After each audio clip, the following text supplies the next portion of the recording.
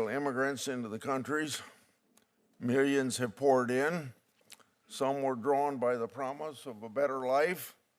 Some fled various forms of economic and other hardships. Some were hardened criminals and gang members, but all decided to break our laws to come here. Rather than stop this, the previous administration threw open the doors, and doing so, openly flouted our immigration laws. The humanitarian parole statute was brazenly violated. Mandatory removal language in statutes became optional. Public charge requirements were ignored. Sanctuary cities were praised as heroic rather than criminal. And most tragically, actual victims of violence by illegal immigrants were downplayed, ignored, and forgotten. The courts contributed to this crisis as well and often stood passively by our immigration laws being ignored. Now that Trump is in office, he's trying to enforce our immigration laws, carry out his campaign promise to the American people to reverse the flood of illegal immigrants. Suddenly, the courts have decided to step in. Democrats encourage this lawless behavior. The Democratic nominee for vice president called ICE Trump's modern-day Gestapo, practically inviting violence against them. According to the Department of Homeland Security, ICE officers are now facing a 413% increase in assaults. I suppose concerns about threats of political violence only goes one way. I agree with my Democratic colleagues that the rule of law is the cornerstone of our republic, but some of our nation's most important laws are those that protect our borders. Several nominees before us today will have an important role in faithfully executing these laws and the will of the American people expressed in our most recent national elections. Turning to nominees, I'd like to start by introducing Mr. Woodward to the committee. Mr. Woodward received his bachelor's and master's degree with honors for American University and his law degree with honors at Catholic University Columbus School of Law. After clerking for 3 different judges in District of Columbia, he joined Aiken Gump, where he practiced for 10 years. There he handled a variety of complex litigation matters and government investigations and was awarded his pro bono service. His practice during this time involved many of the issues he oversees. Go ahead. Thank you, Mr. Chairman, and congratulations to the nominees and their families. Given the challenges which this administration is facing in court, record-breaking numbers of challenges, we can certainly understand why he wants a team on his side in the administration. Earlier this year, I asked Justice Department nominees a simple question: may a public official defy a court order? Shockingly, the nominees, including the future Solicitor General, John Sauer, refused to give an unequivocal response. Now, days ago, Mr. Sauer faced the same question, and he repeated this legal dodge before the Supreme Court of the United States. During arguments in a case challenging the president's illegal birthright citizenship executive order, Justice Barrett, known as a Trump nominee, asked Mr. Sauer if the administration would follow circuit court rulings.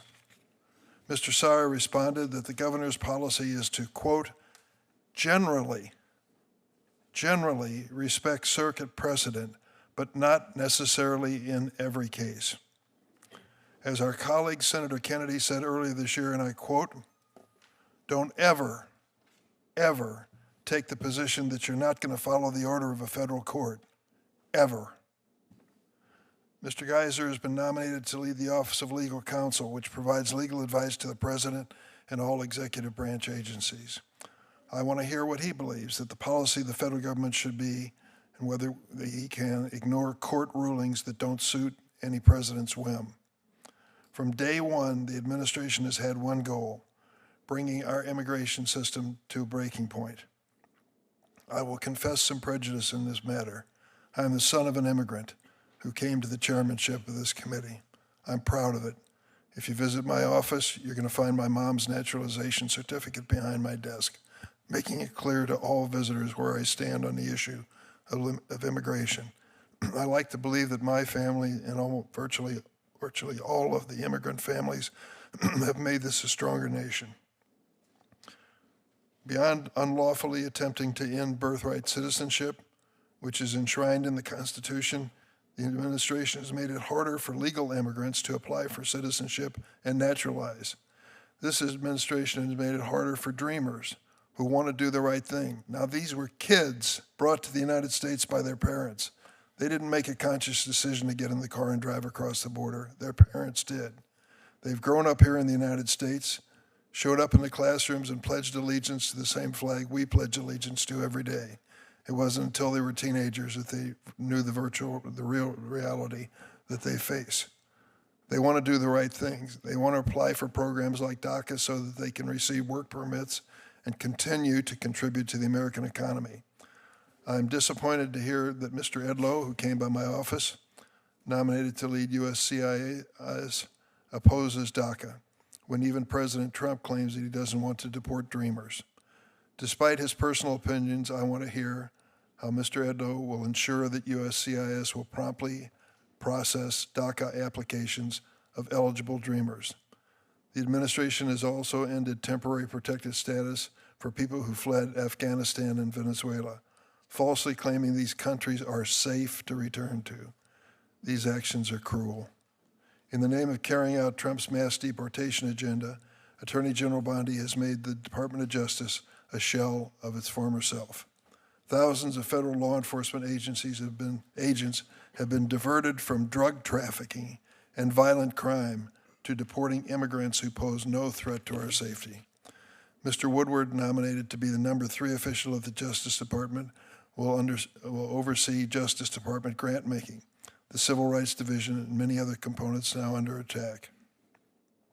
The Justice Department, at the direction of DOGE, took their chainsaw to hundreds of millions of dollars in federal grants to support public safety and our police. Programs supporting violence reduction, victim services, child protection, and substance use and mental health have been gutted. Ask law enforcement in your favorite community how you stop crime. They have an important job to do, and we know that. When we dial 911, we want to make sure that the right person is answering the call. But they will also tell you we cannot arrest our way out of violent crime. We need to do more. I believe that. For nearly 70 years under Republican and Democratic administrations alike, the Civil Rights Division protected the civil and constitutional rights of all Americans. Once known as the crown jewel of the Justice Department, it has now been reduced to litigating a narrow set of cases aligned with the MAGA agenda. This is anathema to how this division has operated historically. I want to hear from Mr. Woodward whether the Justice Department will continue to capitulate or will it help restore the Justice Department's intended function, protecting the safety and rights of all Americans. Thank you, Mr. Chairman. Now, in this order, we'll hear from Senator Marino, Tillis, and Moody to introduce the nominees. Senator Marino. Chairman Grassley and Ranking Member Durbin and members of this committee, Judiciary Committee, it is my absolute honor to introduce to you T. Elliott Geiser as President Trump's nominee for the U.S. Assistant Attorney General for the Office of Legal Counsel. Mr. Geiser currently serves as Ohio's Solicitor General, and of course, we all know Ohio is the greatest state in the country. He has zealously advocated for Ohio and its citizens. As the state's Solicitor General, he represents Ohio and its agencies on the appeals in the United States Supreme Court, the U.S. Court of Appeals for the Sixth Circuit, the Ohio Supreme Court, and other state and federal courts. He has served the state remarkably, and I am so proud that President Trump took well-deserved notice of Mr. Geiser's brilliant legal talents. Immediately prior to his appointment as Solicitor General, Mr. Geiser worked in the issues and appeals practice at a global law firm. In private practice, he focused on appeals and provided strategic counsel to clients in a range of industries regarding litigation and regulatory matters. He has litigated complex disputes all over the country. And in Ohio, Mr. Geiser clerked for Associate Justice of the Supreme Court Samuel A. Alito, for Judge Naomi Rowe of the U.S. Court of Appeals for the D.C. Circuit, and Judge Edith H. Jones on the U.S. Court of Appeals for the Fifth Circuit. Mr. Geiser started his legal education at the National Championship, Ohio State University, Moritz College of Law, and earned his J.D. from the University of Chicago. See, ranking member, we'll give you some credit as well. College of Law in 2016. He received his undergraduate degree from Hillsdale College, where he graduated magna cum laude. He's 35 years old. So this is all something he's accomplished in such a short period of time. And on a personal note, to the ranking member's comments, I appreciate that very much. And if you come to my office, you'll see my H-1B visa. You'll see my naturalization certificate. I was extraordinarily proud. One of the moments I remember more than anything else in my life was the ability to raise my right hand and pledge allegiance to the United States of America and be welcomed to this country. I would ask you and all the members of this committee to understand that that moment is so important. And we have to honor the people who followed the law to come here legally, who patiently waited to become a U.S. citizen and be welcomed here, and to stop rewarding people who break our laws, skip in line of those in front of us. And I can tell you that I have no doubt that Mr. Geiser will continue to make not only Ohio proud, but this nation proud as he serves President Trump and Attorney General Bondi as the United States Assistant Attorney General for the Office of Legal Counsel. Thank you. Thank you, Senator Marino, and you may go if you want to. Senator Tillis.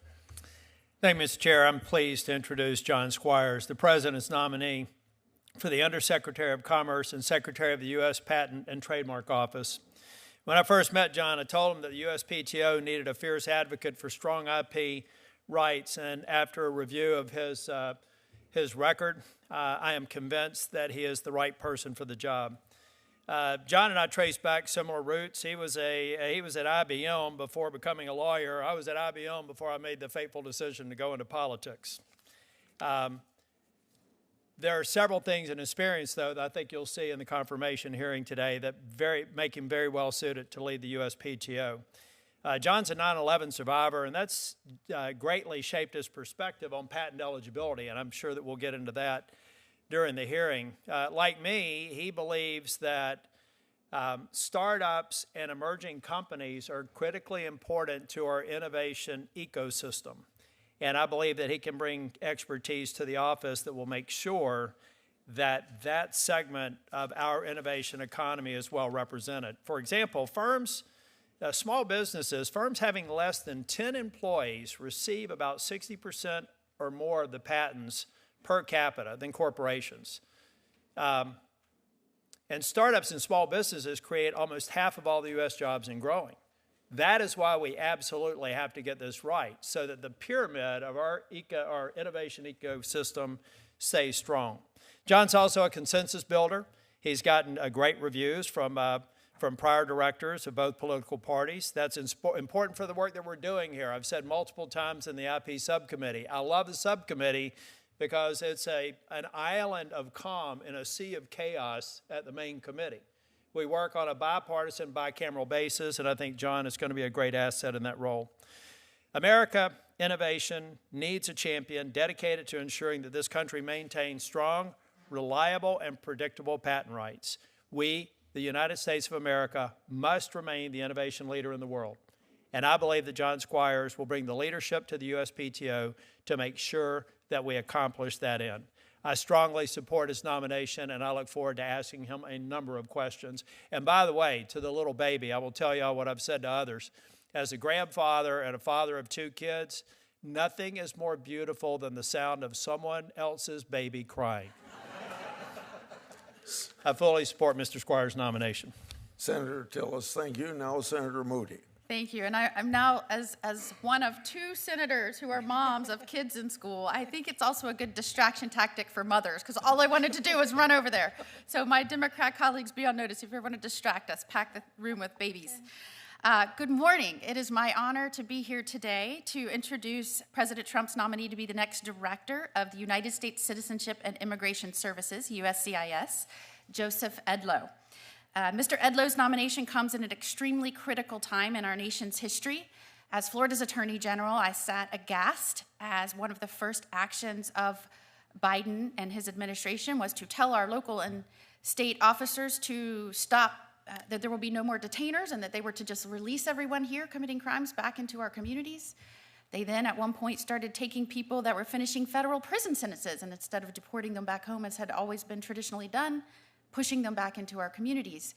And as the borders were open and mass quotas were installed in terms of pushing people into our interior that were barely vetted, and as new programs were developed to fly people straight here, barely vetted, it became abundantly clear as we saw the aftermath and consequences of that, that a strong vetting system, indeed a strong USCIS and someone at the helm, was critically important to this nation's security and indeed our families' securities. We have experienced over the last 4 years watching millions, some say upwards to 20, but at least 11 million people fled this country. We don't know who they are. We don't know in many cases their criminal backgrounds, although we're figuring that out now, and now we see why it is so important that it wasn't that we just needed to seize operational control of the border, and I'm so grateful for President Trump for doing that. It is now so important that our legal immigration system function as it was meant to, and that is screen and vet and guarantee that the safeguards and laws we put in place to make sure those that are coming here are coming because they want to add and contribute to this country. And they do so legally. It is so important we have someone at the helm to make sure that happens. The Director of U.S. Citizenship and Immigration Services is responsible for leading the charge to screen and vet those coming to our country legally, and I know Joseph Edlow is the right man for the job. In fact, he's already done the job. He graduated law school and began his legal career as an associate attorney. Mr. Edlow joined U.S. Immigration and Customs Enforcement, or ICE, and in 2008, as Assistant Chief Counsel in Baltimore Office of Chief Counsel, he litigated removal matters and handled every type of immigration case within the jurisdiction of that court. In 2015, Mr. Edlow then worked in the House of Representatives, first as counsel, focusing on immigration, and then for the House Judiciary Committee, Subcommittee on Immigration and Border Security. As counsel, he worked on legislative and policy matters related to immigration enforcement and criminal immigration law. In 2018, he joined the Department of Justice as a Deputy Assistant Attorney General, where he was responsible for DOJ's regulatory agenda for all immigration matters. And in 2019, he became chief counsel for USCIS, later serving as deputy director for policy, and then as acting director. I cannot think of anyone more qualified to take on this job. And in fact, putting people in these roles who did not have that type of experience or expertise would be dangerous for the country at this moment in time. And given his extensive experience, I have no doubt that he will do an excellent job as the next director of USCIS. And after my conversation and my meeting with him, I'm even more convinced that he will hit the ground running on day one and do what we have to do right now, working with President Trump to clean up the mess of the last administration and indeed deliver an immigration system that is meant to work as the people intended. He has my full support. I hope my colleagues will feel the same, and it is my honor to introduce Mr. Joseph Edlow. Yeah. Thank you, Senator Moody. Will the nominees please come to the table and don't sit down because I want to offer oath.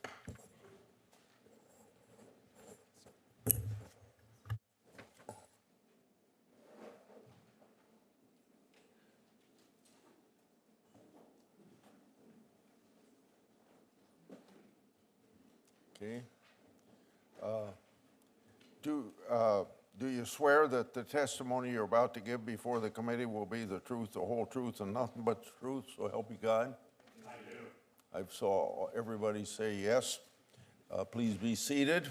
It's our tradition, we'll start with Mr. Edlow, but for all of you, it's our tradition that if you want to introduce family and friends, before you give your opening statement. That's okay.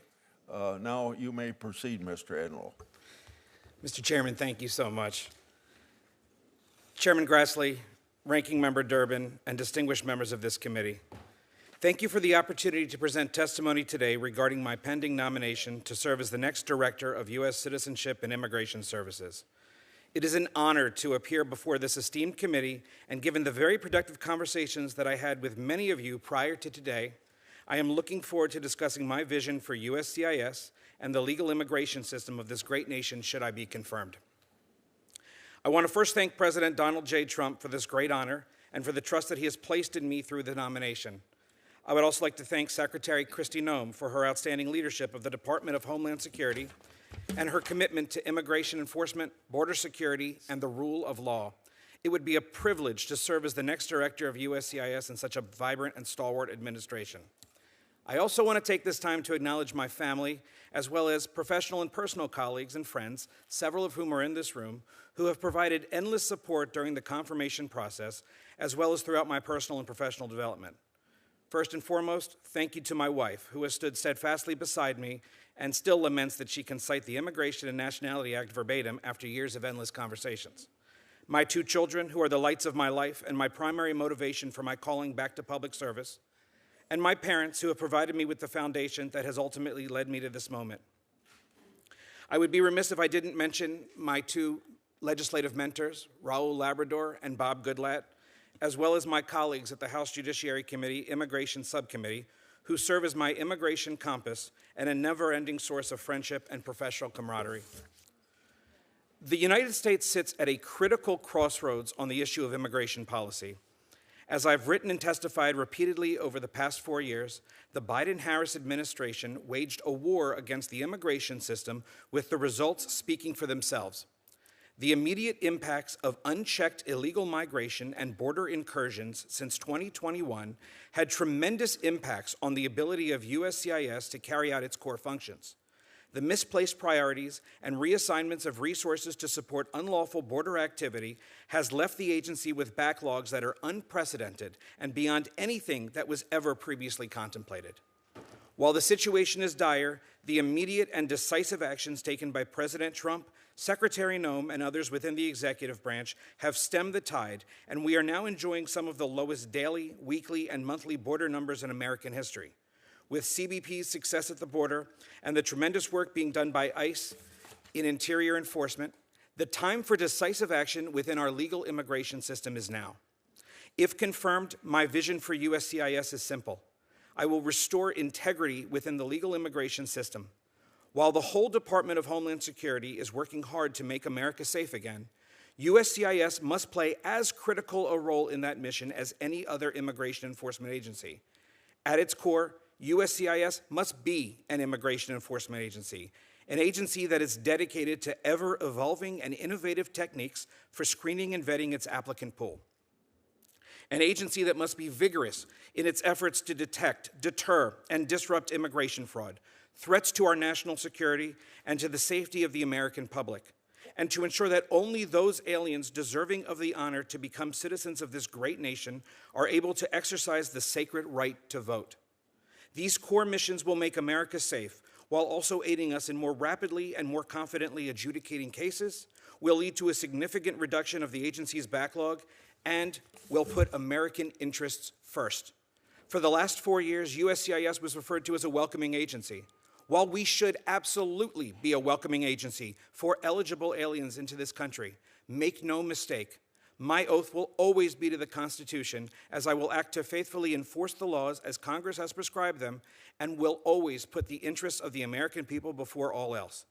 Under my leadership, we will not only safeguard our nation's immigration system, but also serve our integral role as an agency committed to protecting the homeland and safeguarding our nation. I look forward to working with the very dedicated workforce at USCIS to accomplish these goals. I thank this esteemed committee again for its attention to this confirmation process, and I welcome your questions. Thank you, Mr. Chairman. Mr. Enlow, now Mr. Geiser. Thank you very much, Chairman Grassley, Ranking Member Durbin, members of the committee. Thank you also for the kind introduction, Senator Moreno. Before I go any further, I'd like to recognize a few people who are here with me and those who couldn't be here.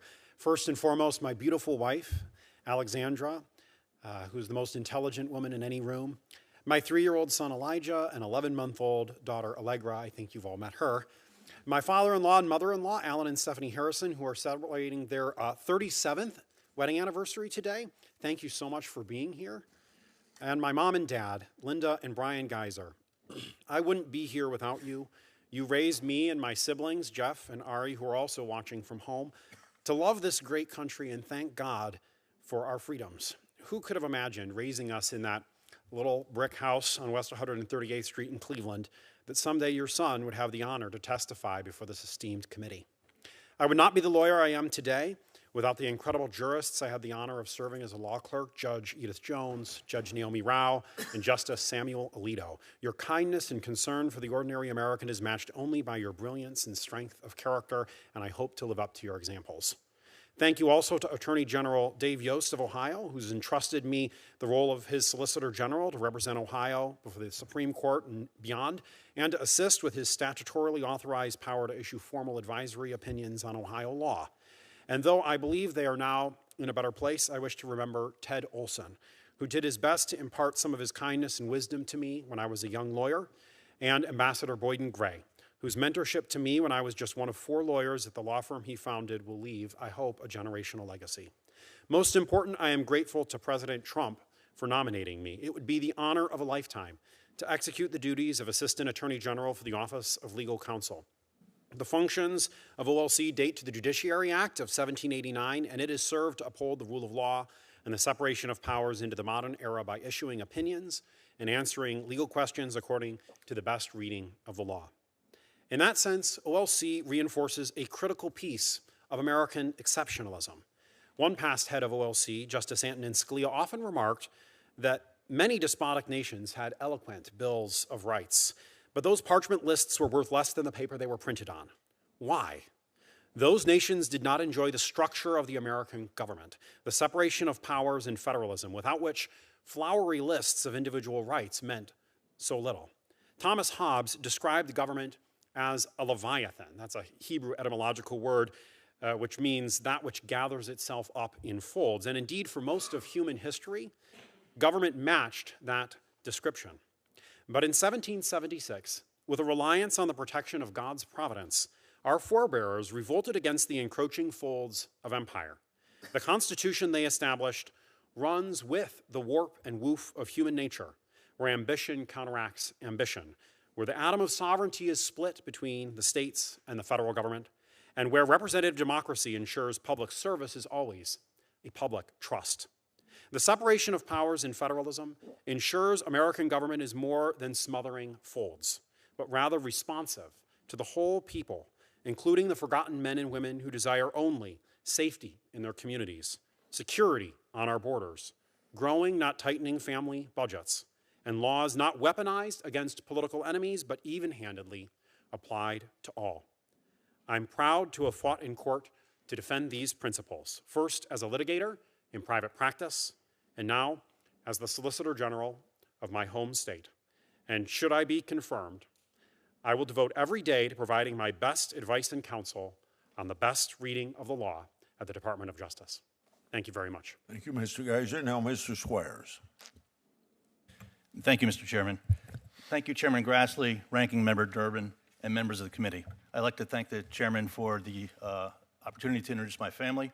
Before I open statement, I'd like to introduce my lovely wife, my beautiful wife, Mary Lou, of 33 years, my lovely daughter, Elizabeth, my handsome son, Will, both of whom are proud alums of Camp Invention, and my friends and colleagues who have supported me over the years, including Professor John Duffy, who's with us today.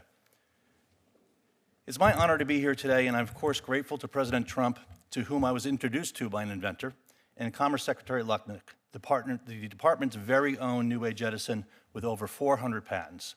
I appreciate their trust and confidence in nominating me for the Undersecretary of Commerce and Director of the United States Patent and Trademark Office. My intellectual property awakening began, as Senator Tillis mentioned, not with my chemistry degree, but rather with IBM in marketing. Back then, it was IBM versus Japan Inc., and IBM won because of patents. With my new patent and law license in 1993, the robust frontier of IP opened up. As to patents, I started out in the traditional realms of chem and bio, pharma, materials and manufacturing. Then it was on to the internet, building fintech and regtech disruptors. Most recently, it's been the leading edge of AI, crypto, and quantum computing. With the onrush of technology, it's always on to the new and the next. As to trademarks, from scholarship on free speech, to NFTs, to standing athwart the name, image, and likeness earthquake, it's been equally remarkable. Since 2000, in bringing my practice to Wall Street, I've sought to better our system. And as a survivor of 9/11, in me you'll find no fiercer defender of national security, tougher enforcer of good faith and fair dealing, or eager proponent of free market solutions. In the wake of 9/11, Secretary Lutnick, as you know, courageously rebuilt his company with patents. For me, patents became the tip of our private sector spear in America's soft power war against terrorist financing with our partners in the CIA, FBI, and Treasury. We humbly received an FBI Director's Award almost a decade later. Armed with our inventions to combat terrorism, we barged into the patent eligibility debate and were ultimately successful as Supreme Court amici. I've humbly chaired industry subcommittees, taught at UPenn, testified to the FTC, and co-authored a federal trial judge bench book on complex patent damages. But most notably, it's truly a special honor for me to be here today for a second time, proudly now as a nominee, having testified almost 20 years earlier to then Chairman Leahy. Finally, for the last 8 years, I've helped startups use their IP to attract investment, commercialize their products, and create jobs. I couldn't be more excited to join the Commerce Department, as I believe the breadth of my experience will help lead our remarkable unitary systems efficiently into the future. To succeed, though, we'll need to have a commercially compelling answer to the question, why come here? To answer that, we must ask what we want from innovation.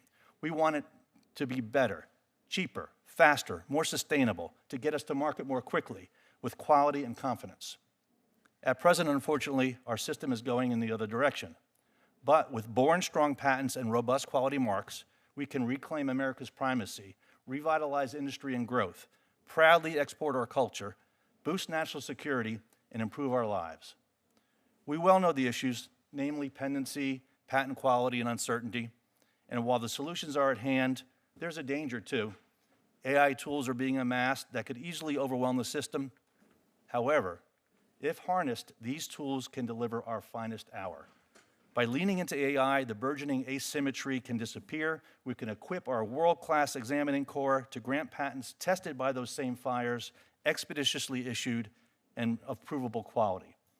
And we'll use these very same tools to learn from, reduce, and remedy mistakes that manifest later. I believe I'm uniquely prepared for this role. It's said that every patent begins its life as a trade secret.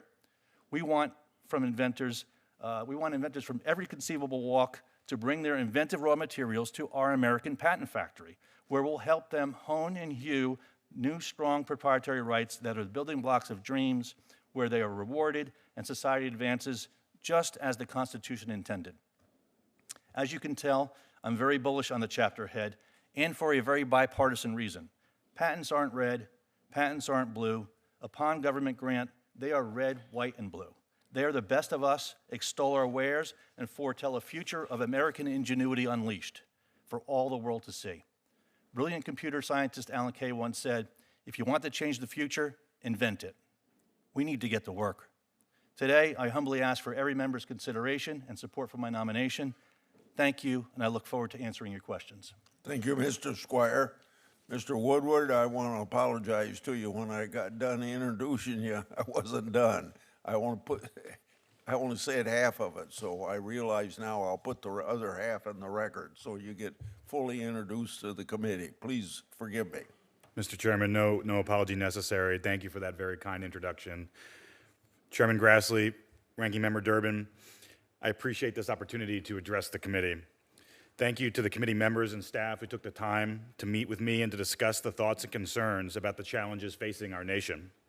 If confirmed, I look forward to working together with you, the leadership of the Department of Justice and the leadership of the Trump administration, to address these challenges. To quote another, I stand before you on the shoulders of giants.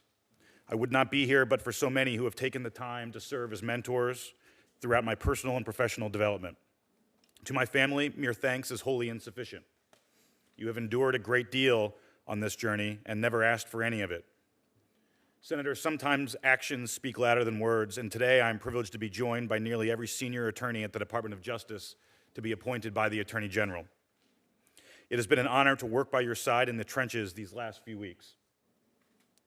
Senators, I have long believed that as attorneys, we have a duty of service to our community.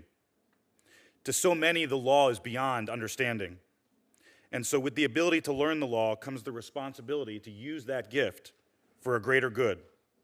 Nowhere is this belief more poignant than at the Department of Justice. If confirmed, I pledge to seek justice for all. I submit that my professional journey serves as evidence of my commitment to this pledge. Beginning in law school, I felt this calling. Classmates and I traveled to Biloxi, Mississippi to volunteer in the wake of Hurricane Katrina. This trip profoundly changed my view of the role of the law. Door to door, we went meeting with families living in trailers, advising them of the federal assistance available to help them rebuild. My colleagues would visit 10 or 12 homes a day.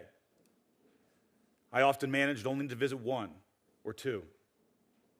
As I sat on makeshift porches, sipping iced tea, looking at pictures of what was lost, I came to realize that if given the opportunity, I would do good with my ability to learn the law. For these people did not understand, did not know that they could apply for federal assistance. They did not know. It was in part this desire to serve my community that motivated me to found and lead the housing law practice at the firm where I practiced.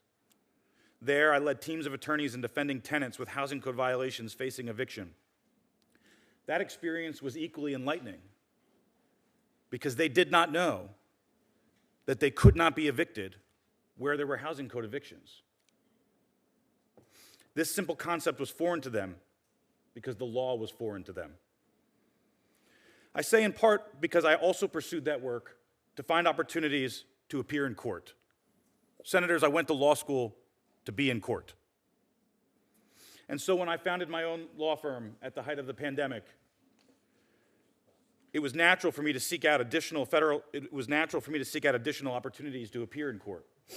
I applied and was appointed to the Federal Criminal Justice Act panel here in the District of Columbia, where I would be appointed to the court, by the court, to represent criminal defendants.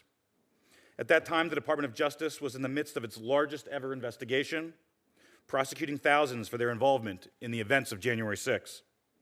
I was surprised to see that so many were unwilling to represent these defendants. I was reminded of John Adams' famous observation in his defense of British soldiers. Facts are stubborn things. I would also be remiss were I not to observe that while the media may have been focused on the weaponization evidenced in the case I'm perhaps now best known for, the defense of Walt Nauta in the so-called Florida Documents prosecution, the tactics that were employed there were present in many of the cases I had with lesser national import. Across my practice, I saw firsthand how the power of government can be abused. Senators, there is no place for weaponization in our government. Although I know the journey may be fraught, I am inspired by those who have led us to this point. To President Trump, thank you for your nomination to this post. Your trust in me will not be taken for granted. As I sat at counsel's table with you, the former president, a defendant in a courtroom, I watched as you persevered when many would have faltered. Our journey here today calls to mind President Teddy Roosevelt's now famous colloquy. It is not the critic who counts, not the man who points out how the strong man stumbles or where the doer of deeds could have done them better. The credit belongs to the man who is actually in the arena, whose face is marred by dust and sweat and blood, who strives valiantly, who errs, who comes short again and again, because there is no effort without error and shortcoming, but who does actually strive to do the deeds, who knows the great enthusiasms, the great devotions, who spends himself in a worthy cause, and who at best knows in the end the triumph of high achievement, and who at the worst, if he fails, at least fails while daring greatly. Senators, if confirmed, I pledge to dare greatly. I look forward to your questions. Thank you, Mr. Woodward. I'll start with, we have 5-minute rounds. I'll start with Mr. Edlow. H-1B abuse has been a priority and significant concern of this committee. Senator Durbin and I have bipartisan bills that will crack down on H-1B abuse that we are working on to reintroduce very soon. Recently, many Americans took to social media to express their outrage over H-1B abuse. They even shared personal stories about being laid off by big tech, even as their employers continued to hire H-1B workers. So, how would you fight fraud and abuse in the H-1B program when you become director? Mr. Chairman, thank you for the question. In terms of fraud and abuse in the H-1B program, it is absolutely pervasive, and it's something that in the first administration we attempted to handle via regulation. Unfortunately, that regulation was vacated. If confirmed, I look forward to moving forward with additional regulations and sub-regulatory actions, but also I do have to commend you and Ranking Member Durbin for introducing legislation to bring attention to this critical issue, and I want to be a partner, if confirmed, with both of you to fight this however we can. And it's more than just the H-1B system. Frankly, we need to be focused on the fraud, waste, and abuse that we have found in every non-immigrant and immigrant program that needs to be addressed at this point. We have to take care of that fraud in order to get some increase in numbers that people desire. Mr. Squires. I'm troubled about the growing industry whereby financial institutions engage in third-party litigation funding, including IP litigation funding. While you were in the private practice, you helped create Fortress Investment Group IP funding arm. I understand that Fortress Investment Group commits billions of dollars each year to fund IP litigation. Please explain the role you played in the creation of Fortress and your professional and financial involvement with that group since its creation, and have you supported or represented other IP litigation funders? Thank you for the question, Mr. Chairman. In reverse order, I have not represented Fortress since about 2017, 2016, 2017 or so. And have never represented litigation funders in any capacity. I have no arrangements with them, financial or otherwise, since my representation, legal representation of them. This is certainly a question in litigation financing is a bit of a misnomer insofar as issues of which there's been much ado about with my work. My work for Fortress at the time was before they were acquired. It was a group that came to me around 2012 regarding legal papers and theories I had developed about patents as derivatives and patents as assets per se to be valued on their own fundamentals and economics. In fact, I've been rather tough on trolls in some of my writings because troll practices are exploitive of inventors. They generally are not based upon the fundamentals and are arbitrage play, whereas our patents, patent theories with them as assets per se allow companies to monetize their patents. So they came to me with an issue wanting to solve a problem of how a company could monetize its patents without selling them, without suing, and without licensing them. We developed effectively a patent mortgage where the company could borrow against its patents as collateral and use the proceeds to fund working capital.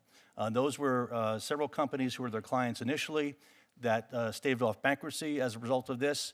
And I was pleased to see in 2021, one of the deans of the patent bar, Marshall Phelps, wrote an article where companies use this construct to survive COVID.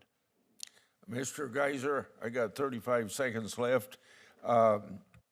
District court judges have been issuing unprecedented number of universal injunctions to try to block President Trump's immigration policies. I think you spoke to the separation of powers, but let me ask you anyway, in our constitutional system, who has the primary authority for protecting the borders and setting immigration policy, and what is the proper role of district courts in resolving immigration disputes? Thank you very much, Mr. Chairman. Congress makes the laws, and the President executes those laws to secure our border. District courts have authority under Article 3 to adjudicate cases and controversies. Okay. Senator Durbin. Thank you, Mr. Chairman.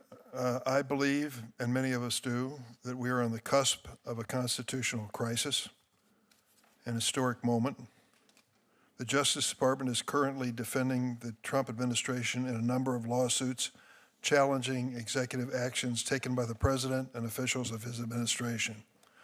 Federal judges, both Republicans and Democrat appointees, have enjoined some of these actions, holding that they are illegal or unconstitutional.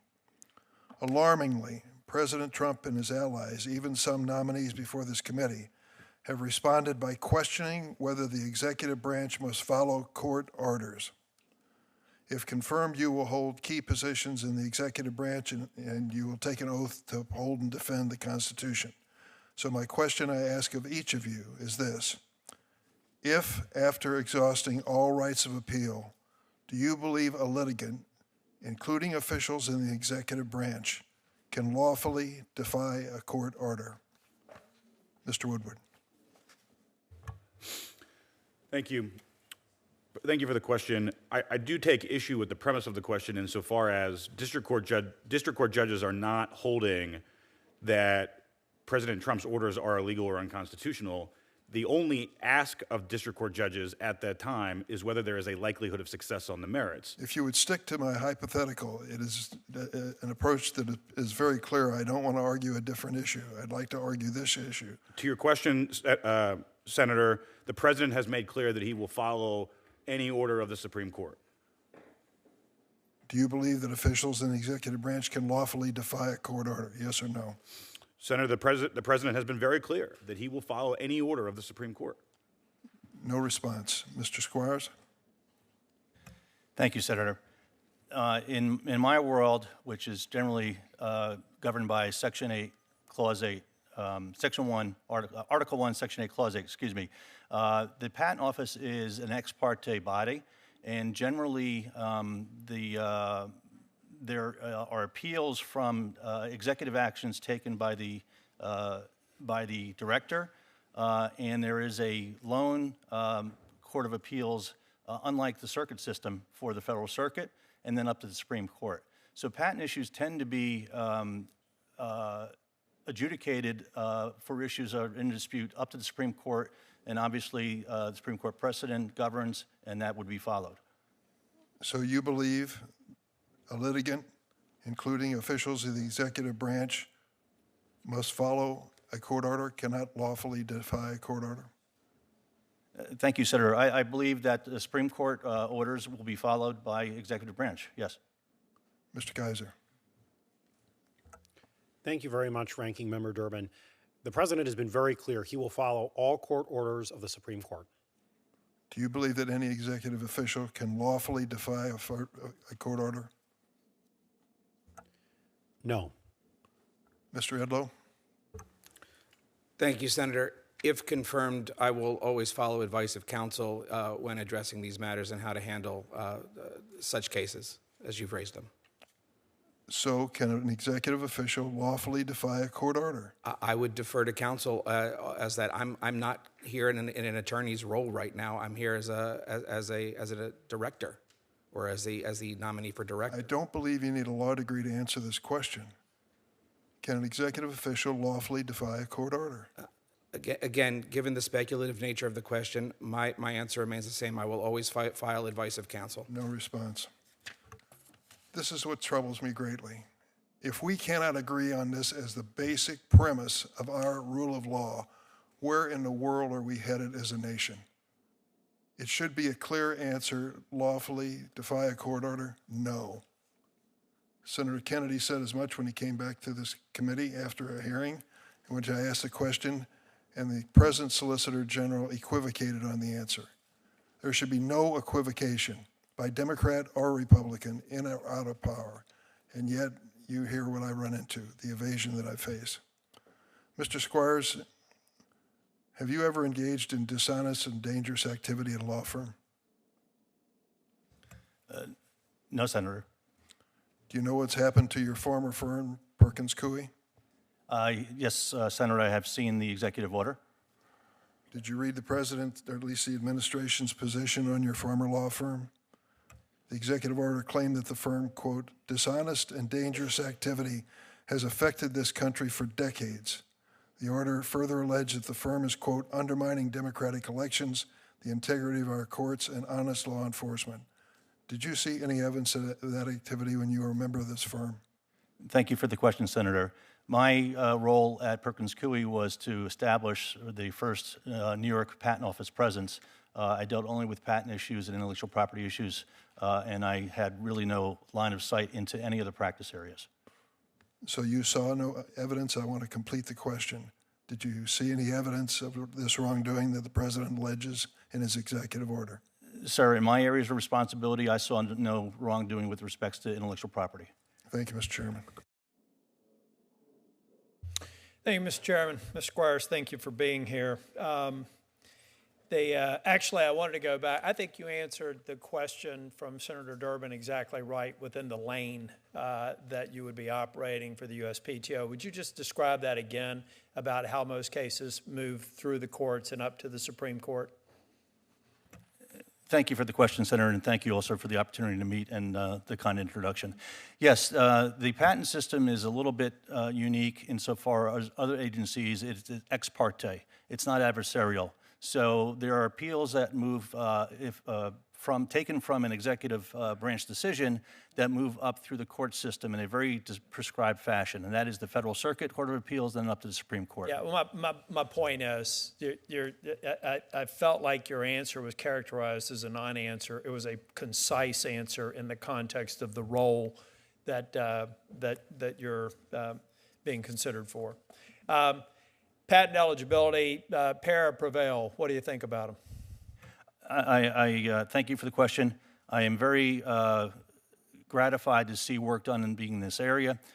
Some of the issues across those bills are costing American competitiveness, particularly on the area of patent eligibility. I would note, especially from the IP subcommittee hearing last Wednesday, the Chinese national patent system has a more expansive subject matter area than the United States does. And that is troubling to me. It should be troubling to all Americans. Innovation. Should it be troubling to all Americans that you can file for a patent in China anonymously? I viewed that session, sir, and I was shocked by that. And also equally shocked by the, written into the laws, the requirement that the disclosure be made to the Chinese embassies. This is before a foreign filing. What risk do we have if we don't move forward with some of these bills that are improved certainty, that the intellectual property just flows elsewhere, and we lose the advantage that we have today, and that gap is closing with China? Thank you. I think that is a big risk. As I mentioned in my opening remarks, we want people to come to the American patent factory first and have a compelling reason to come here. So we're in danger of losing competitiveness, especially in subject matter areas that other countries have no problem with. I believe there are tools in our system to avoid these issues, and I believe the bills also take care of those issues. So thank you for those efforts. Well, thank you. Mr. Woodward, just a real quick question for you. I intend to support your confirmation, but I did have a question. I know you defended some of the January 6 defendants. After your defense, did you actively advocate, go on stage, have interviews, beyond your role as a defense attorney in the space that they were being prosecuted? Have you had any public statements or any presence that would go beyond just doing the defense work, but being an advocate for them after the fact? Senator, thank you for the question. No, sir. I make my arguments in court. Thank you. That's the right answer. Mr. Gazer, I believe in this concept of political physics. For every partisan action, there's an equal and opposite reaction. Under previous administrations, the OLC at times shifted from issuing authoritative determinations on legality of executive branch actions to instead essentially advocating for the legality of these actions. Neither the administration nor the OLC were well served by this shift. In other words, can I count on you to returning to the intended purpose and mission of the OLC? Thank you so much, Senator Tillis. Yes, sir, you can. I expected that based on your concise answer to Senator Durbin's question. Look, we've got to be the adults in the room and stop having this back and forth, or we're no better than the people we're criticizing when they do the same thing. Let me see, Mr. Woodward, I think I'm good with that answer. I look forward to supporting you all's nomination. Mr. Squires, I'm especially looking forward to getting with you and having your commitment to come and work, not in hearings. I hate hearings. They have to be done. But participating in work groups and letting us continue to do the good work of the Intellectual Property Subcommittee. And I also want to publicly thank the members of the Intellectual Property Subcommittee because we have great attendance there, which is one of the reasons why we get so much good work done. I want you to be a partner that goes out of the formal setting and into the get the work done setting. I got your commitment on that? Thank you, Senator. Yes, you have my commitment to do my level best, and if I'm done the honor of being confirmed, as I said in my opening statement, we need to get to work. Thank you. I look forward to supporting all your confirmations. Senator Whitehouse. Thanks very much, Chairman. Let me follow up on Senator Tillis's questions, Mr. Geiser. On this committee, I lived through the OLC torture opinions, which were so bad that the administration that wrote them had to withdraw them. The warrantless wiretapping opinions, which were so bad that they created a mutiny within the Department of Justice, and with the walkback of OLC from enforcing the so-called Reagan memo, which posits that the department and OLC in particular will be a somewhat neutral arbiter in conflicts between the executive and the legislative branch over oversight. In all of those matters, the OLC became the active, as Senator Tillis said, the active partisan for the administration and not a neutral decider. If I look at your record,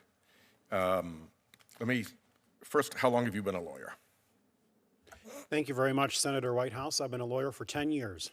And how many of those were you a law clerk? I was a law clerk for 3 different jurists, about a total of 28 months. And how many of those years were spent in private practice? I was in private practice, Senator, for about 4 years. At the associate level? I was an associate, yes, sir. How long have you served as Ohio Solicitor General? I've served since November of 2023 and currently serve as Ohio Solicitor General. Have you ever tried a case to a final judgment? Well, thank you very much for that question, Senator. I have worked on trial litigation teams. I have not myself been personally the counsel of record in a trial case. I am primarily an appellate lawyer and an advisor and counselor. Have you ever personally appeared in trial court? Yes, Senator. Now, some time ago, you had pretty strong views about President Trump. You said that, quote, his political positions are a lot like his hair, pasted on for effect and flopping whichever way the wind blows. That he has an astonishing weakness for flattery, falling for Vladimir Putin after a few coquettish bats of the eyelashes from the Russian thug, and that he is a short-fingered vulgarian candidate. Since then, have you had a role in Donald Trump's litigation that tried to overturn the results of the 2020 election?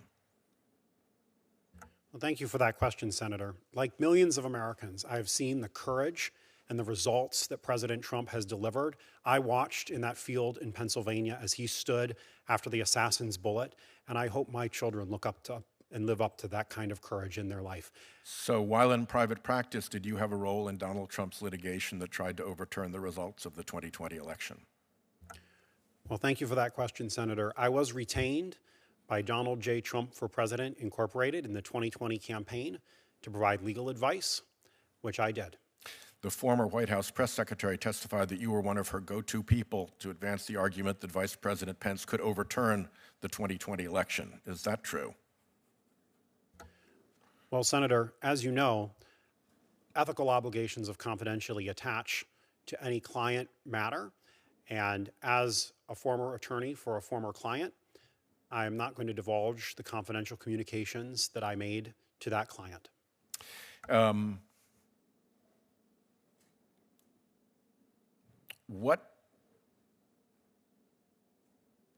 Just if I look at this, you don't seem to have the legal experience that most OLC chiefs have. You seem to have done a very abrupt pivot politically into the Trump camp and into election denialism. On what basis should I have any confidence that you will exert any independence or judgment within OLC if the Trump administration comes knocking on your door for an opinion and won't go down the road of we'll give you your free torture opinion, we'll give you your free warrantless wiretap opinion, and we won't bother to enforce the Reagan memo any longer? What will keep you from going down those bad roads that we've seen OLC go down? Well, thank you, Senator Whitehouse. The first role of any lawyer is to be able to state the law as it is. And the Office of Legal Counsel serves an important role in our administration by providing a neutral opinion objectively of what the law is. Will you do that?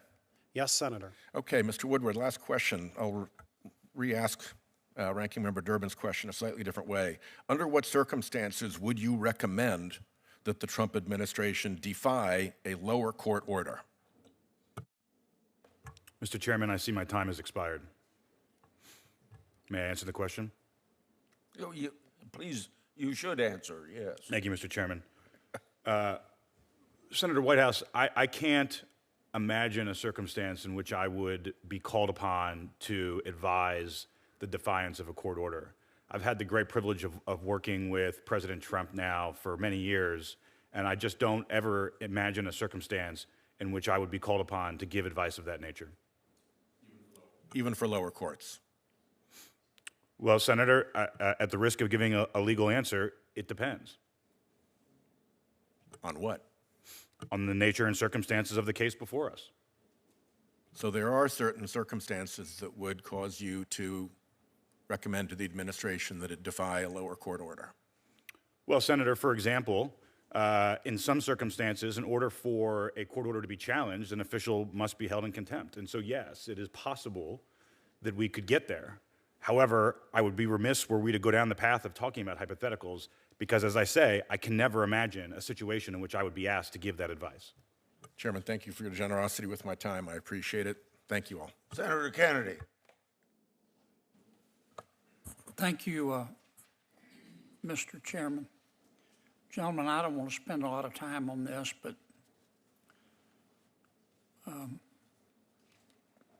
also don't want to debate how many lawyers can dance on the head of a pin. I think you understand where a lot of these questions are coming from. Mr. Geiser, would you ever advise a client to ignore a federal district court opinion? Thank you very much, Senator Kennedy. I would advise it. Thank me. You can thank me by answering it. I would advise a client on how best to comply with all lawful court orders. Is that a yes or a no? Yes, sir. You would advise a client not to follow a federal district court opinion? I would advise a client to follow court orders. Would you ever advise a client not to follow a federal court of appeals decision? I had the privilege of clerking on 2 federal courts of appeals. Is that a yes or no? Yes.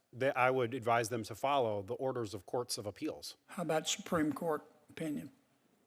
Yes, Senator, I would advise them to follow the Supreme Court's orders, as President Trump has been very clear that those orders are to be followed. Mr. Woodward, let me ask you the same question. Would you ever advise a client not to follow a district court opinion? No, Senator. Would you ever advise a client not to abide by an opinion of the Federal Court of Appeals? No, Senator. Again, it's difficult to answer in the hypothetical, but Would you ever advise a client not to follow an opinion by the United States Supreme Court? no, Senator. As the President has been clear, he will follow all orders of the United States Supreme Court. Tell me what I would need to do under the APA, the Administrative Procedures Act, if I want to change a current rule. Well, Senator, as a senator, you would pass a law that would change the. No. I don't want to play games here, Counsel. What would one have to do? What would the head of an agency have to do to overturn a current rule or regulation? Well, Senator, I apologize. I know that there are many ways to do that, and I don't want to play games either. I want to answer the question. That's fair. There are many ways in which an agency can overturn a rule. Well, you have to give notice, right? As a general matter, yes, Senator. And you have to invite input, right? As a general matter, yes, Senator. Okay. And sometimes you have to hold a hearing, right? Sometimes you do, Senator. Yeah. Are there any exceptions to that under the Administrative Procedures Act? Under the Administrative Procedures Act, I'm not aware of any exceptions, but there are exceptions under the law. Okay. Are you familiar with the good cause exception to the Administrative Procedures Act? Senator, I am vaguely familiar with that exception. Okay. Do you know what it says? No, Senator, I do not. I understand. Here's what I'm driving at. Are you familiar with the Supreme Court's case called Loper-Bright? Senator, I am vaguely familiar with the Supreme Court's decision in Loper-Bright. The overturned Chevron doctrine, right? The Chevron deference doctrine, yes, Senator. Okay. If there is a rule promulgated by a prior administration or even by a current administration that is in clear violation of the United States Supreme Court's pronouncement under Loper-Bright, ruling unconstitutional the Chevron doctrine, would it be possible? Strike that. Would it be prudent for the Justice Department to exercise authority under the good cause exception to the APA in the public interest and forego the rule, the notice and comment? So, Senator, thank you. I think I now understand your question. And that is I was alluding to the non-APA process. I mean, if a rule has been promulgated that is plainly unconstitutional, it absolutely would be appropriate for the Department of Justice to look at that rule and make a determination. My point is, you don't have to ignore the APA to do that, do you? I would say it depends, but I take your point. I mean, the APA provides an exception. Yes, Senator. It's section 553. It's right there, big as Dallas. Am I done? Yeah. I thought that was maybe a mouse or something. Senator Cool. Thank you, Chairman Grassley, Ranking Member Durbin. Congratulations to your families and to you for your nominations. Thank you for your service. Mr. Squires, I'll turn to you first, and I have a series of fairly quick questions about patent policy. I am encouraged that you're willing to serve at this pivotal moment in global IP policy and appreciate your taking the time to meet with me. Earlier this month, Senators Tillis, Durbin, Hirono, and I reintroduced the PREVAIL Act. It includes common sense reforms to the Patent Trial and Appeal Board and will help make it more the fair and efficient form I believe Congress intended in the American Invents Act. Do you think the PTAB needs to be reformed? If so, in what ways? And do you think PREVAIL could contribute to those reforms? Thank you, Senator. Thank you for the question, and thank you also for the opportunity to meet in your office.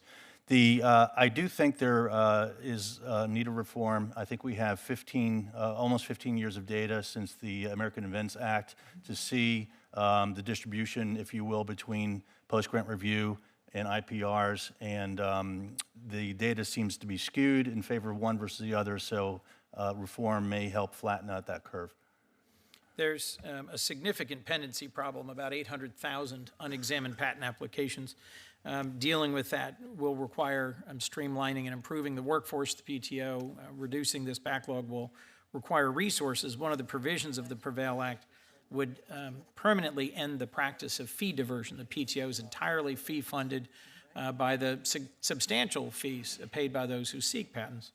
Would you oppose fee diversion at the PTO? Thank you, Senator. We have a Commerce Secretary also who's very savvy with patents and has lived the patent life in private sector.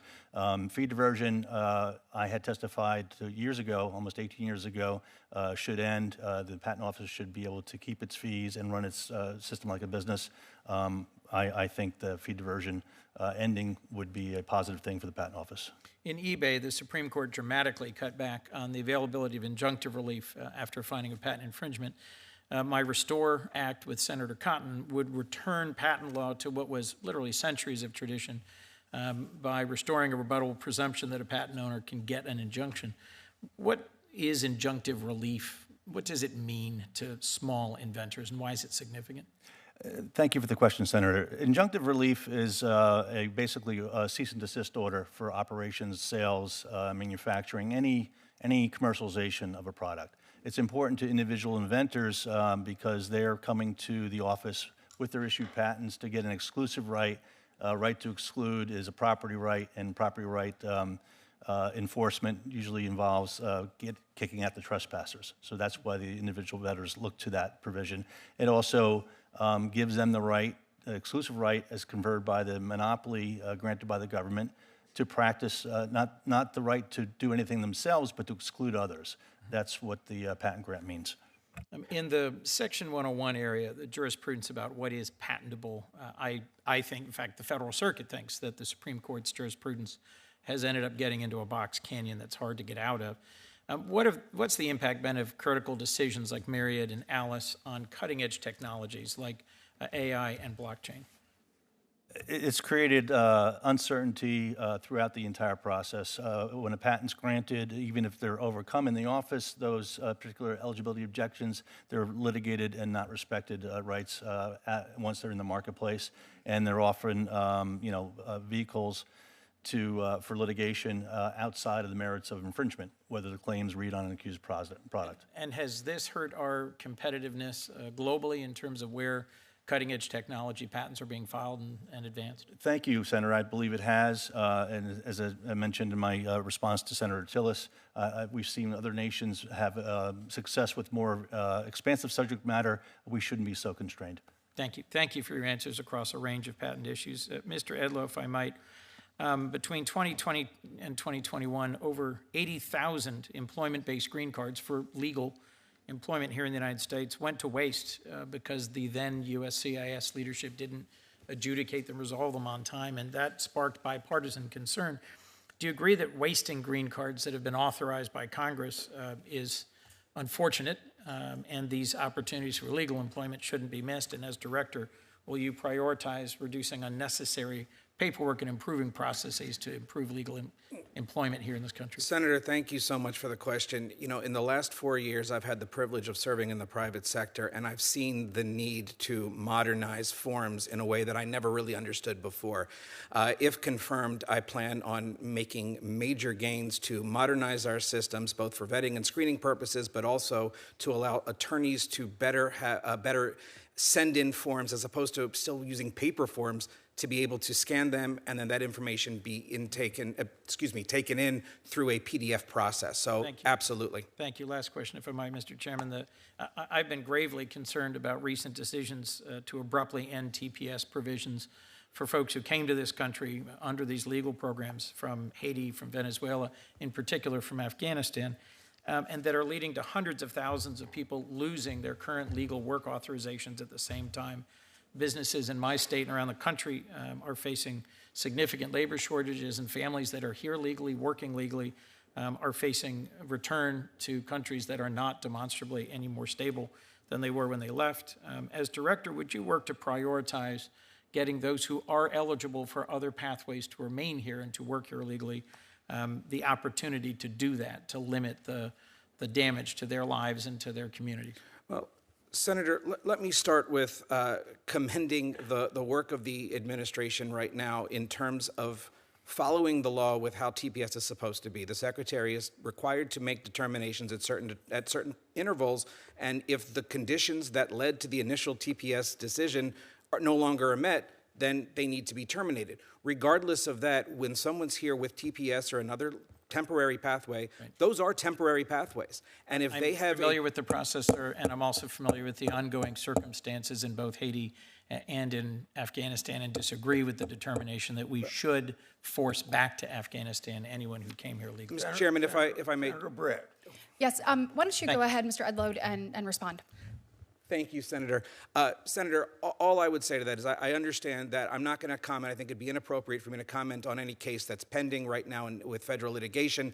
That said, certainly as temporary programs exist, there are permanent programs such as seeking asylum or other humanitarian protections, and I would suggest that someone who came in on a temporary program who feels that they cannot go back because of a reason that would lead them to need protection should apply for those protections. Thank you, Senator, sir. thank you so much. Got it.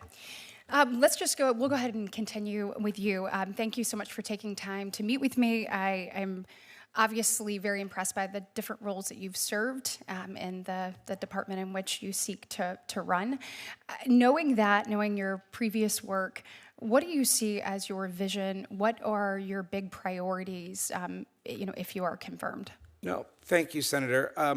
I think the big priority has to be the reduction of the backlog. Okay. That backlog has grown to insurmountable levels over the last 4 years. When I left as the Deputy Director of Policy in January of 2021, there were about 450,000 affirmative asylum cases pending around the country. That number has grown. There's over 1.5 million now.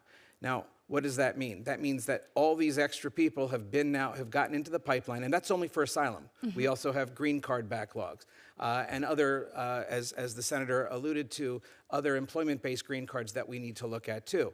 However, the real problem that I see is I don't know who's in the backlog.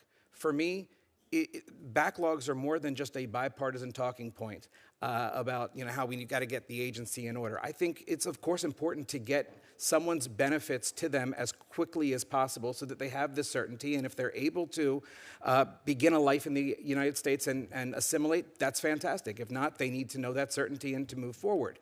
However, the real problem with the backlog is that we don't know who's in the backlog because of the lack of screening. How do you propose we find that out? Well, again, utilizing existing and emerging technologies, more reassignment of individuals, moving the Fraud Detection and National Security Division within USCIS out of the shadows to actually do its job, because at the end of the day, the backlog presents a national security and public safety Let's risk. Adjudicate and let's get these things moving.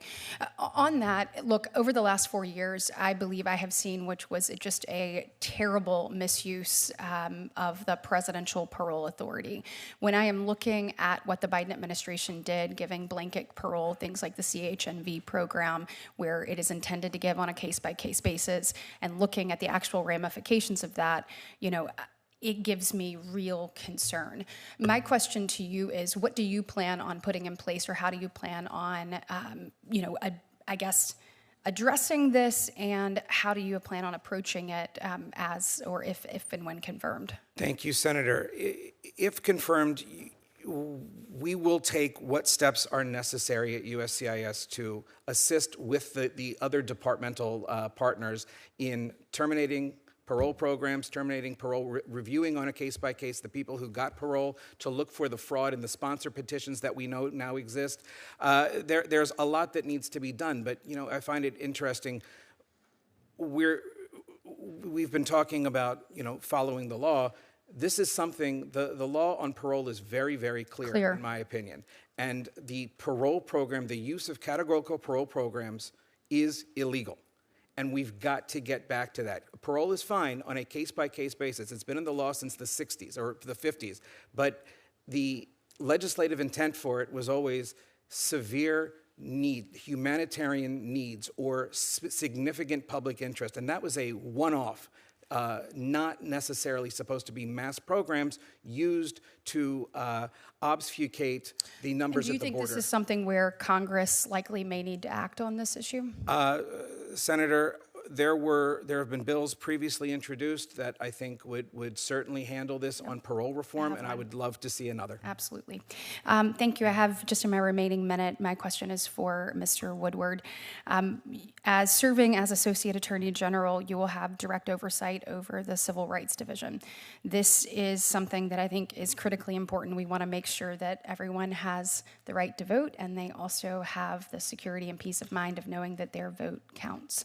When you're looking at that, one of the reasons I actually introduced the Citizen Ballot Protection Act last Congress, and I'll reintroduce it this year, and I have a number of colleagues that have different pieces of legislation that address this same thing, is amending federal law to explicitly allow states to put in place a proof of citizenship requirement, both on federal mail-in voter registration forms and state mail voter registration forms that might be developed. I think that's a common sense way to ensure integrity of the vote, that American citizens are the ones voting in these elections. And my question for you is, if confirmed, what plans do you have to ensure that DOJ and the Civil Rights Division will work to enhance the integrity and security of our elections and make sure that the voters, the American citizens, aren't deluded? Well, Senator, thank you for the question. I couldn't agree more. It is of critical importance to ensure that our nation's civil rights laws are enforced. If confirmed, I look forward to working with AAG Dillon and ensuring that voting rights are as respected as every other right. And so I'm confident that we will find a way to accomplish this, but also welcome additional legislation. Of course, the office does not itself promote policy. It enforces the law. And so if your legislation is passed, we would pursue that as aggressively as possible. Thank you very much. Look forward to working with you both. On behalf of the chair, Senator Welch. Thank you very much. I'm not making this up. I've been recognized. On behalf of the chair, I recognized you. I apologize. I apologize for distracting the senator, gentlemen. Thank you. Mr. Edlow, a couple of questions. Number one, immigration is a mess here, and a lot of the responsibility is Congress, because there are areas where we should legislate. I agree with that, and that includes on parole. But one of the areas I'm really concerned about is ag workers. We've had some of our dairy workers picked up, and I am fully in support of hopefully bipartisan legislation that allows for our farmers to get the labor they need in Vermont. If we don't have immigrant labor, our cows don't get milked. It's just that simple. Do you have a view on a position that would reform the immigration laws that would allow for ag workers in Tennessee and Kentucky and Vermont, in Iowa? No, thank you, Senator. I'm well aware of this issue, having worked for a congressman from Idaho. I've spoken to many people within the dairy industry and understand what they face. So what do you think we should do? Well, I think we do need to talk, and if confirmed, I'm happy to work with you and your staff on a bipartisan basis to figure out. I assume that. What should we do? We have to have an ag worker a policy that allows for the ease for vetted folks who want to work on a farm to be able to do it. Respectfully, sir, I do agree in that we do need to look closely at both the H-2A and H-2B visas as they exist right now to see whether and how they need to be updated to address the needs of these industries. Okay, thank you. Let's see. Mr. Woodward, thank you for our visit yesterday in the office. I appreciated that. The one thing that I wanted to talk to you a little bit about today is when you had two clients in the Mar-a-Lago case, you had Mr. Nada and you had Mr. Taveras, right? Senator, thank you for the question. I did represent Mr. Nada, and for a time, I did represent Mr. Taveras. Right, and this is where I just wanted to get an explanation of what happened. My understanding is Mr. Taveras testified in the grand jury. The judge informed him that there may be a conflict because of the situation he faced and your other client, Mr. Nada. And at that point, he got a new lawyer. Is that right? I think a federal defender. Senator, it's a little bit more complicated than that. And I also want to be mindful of not divulging confidences involving my former clients. But generally tracks. Yeah, so this is public record. Of course, I'm not going to ask you to divulge any confidences, so I am with you there. But what I understand happened is that and this is the public record, that Mr. Taveras changed his testimony from what he had said in the grand jury, where basically he was saying he didn't recall anything, to testimony where he said the boss wanted those tapes to be lost. So how did it happen that you went from, and you were being paid by a Trump PAC, as I understand it, or by a political action committee, is that correct, for your representation on behalf of both of these individuals? Senator, I have received compensation by the Save America PAC. Yes, that's public. Yeah, that's right. Thank you. So how did this, what happened that the testimony Mr. Taveras had given suddenly became different testimony after he got a new lawyer? Senator, with respect, the public record speaks for itself, and I would be remiss were I to engage in a discussion about advice that I provided any former client. All right, but I am correct that in the public record, Mr. Taveras gave testimony that he recanted once he got a new lawyer. Again, Senator, with the utmost respect, I think the public record says a great deal about this, and I'll let it speak for itself. Okay. I have no more questions. I yield back, Mr. Chairman. On behalf of the chair, Senator Moody. Thank you, Mr. Chair. Appreciate all of you being here. It's never an easy thing to sit and stand for questions among all of my esteemed colleagues. Thank you very much, and thank you to your families. I often find these are harder on our families than it is on the folks taking the incoming questions. So thank you very much.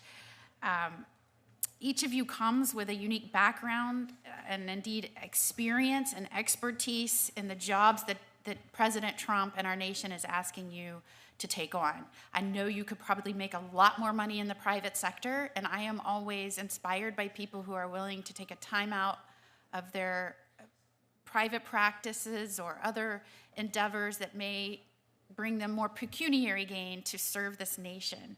And I appreciate that. Thank you so much. And we are at a time where we have an incoming administration that is having to marshal resources to deal with a mess and a dangerous situation like we have never seen, maybe outside wars. We are having to not only human resources, but the financing to deal with one of the largest influxes of folks surging into this nation. Some say 11 million, some say up to 20 million. If you take the more conservative number, that's more than the population in 42 of our states. Most of those were barely vetted. Many of them, we don't know what their backgrounds are. Many have proven to be really dangerous criminals, leading to rapes, murders, robberies, aggravated assaults. I could go on and on and on. I saw it firsthand as Florida's Attorney General and fought very hard to stop what was happening. But it became very clear that there was an intentional destruction of any semblance of security at our border. We saw this because we saw known people on the terrorist watch list and other criminals that we later found, and it was a cover-up. We had both administration, our president, a secretary putting in charge of DHS say our border was secure the whole time.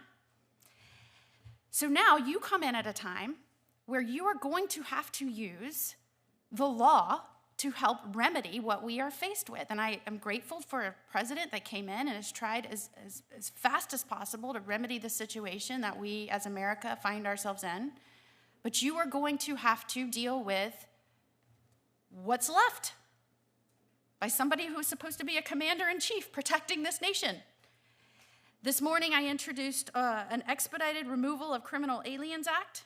This has been getting a lot of attention because you have an administration trying to use what law is available to them, some as far back as the Alien Enemies Act. But you have to use, I think that was in the 1700s, and people are criticizing them for that, but we are in historic, unprecedented time. So you have to use the tools that are available to you to protect this nation and its people.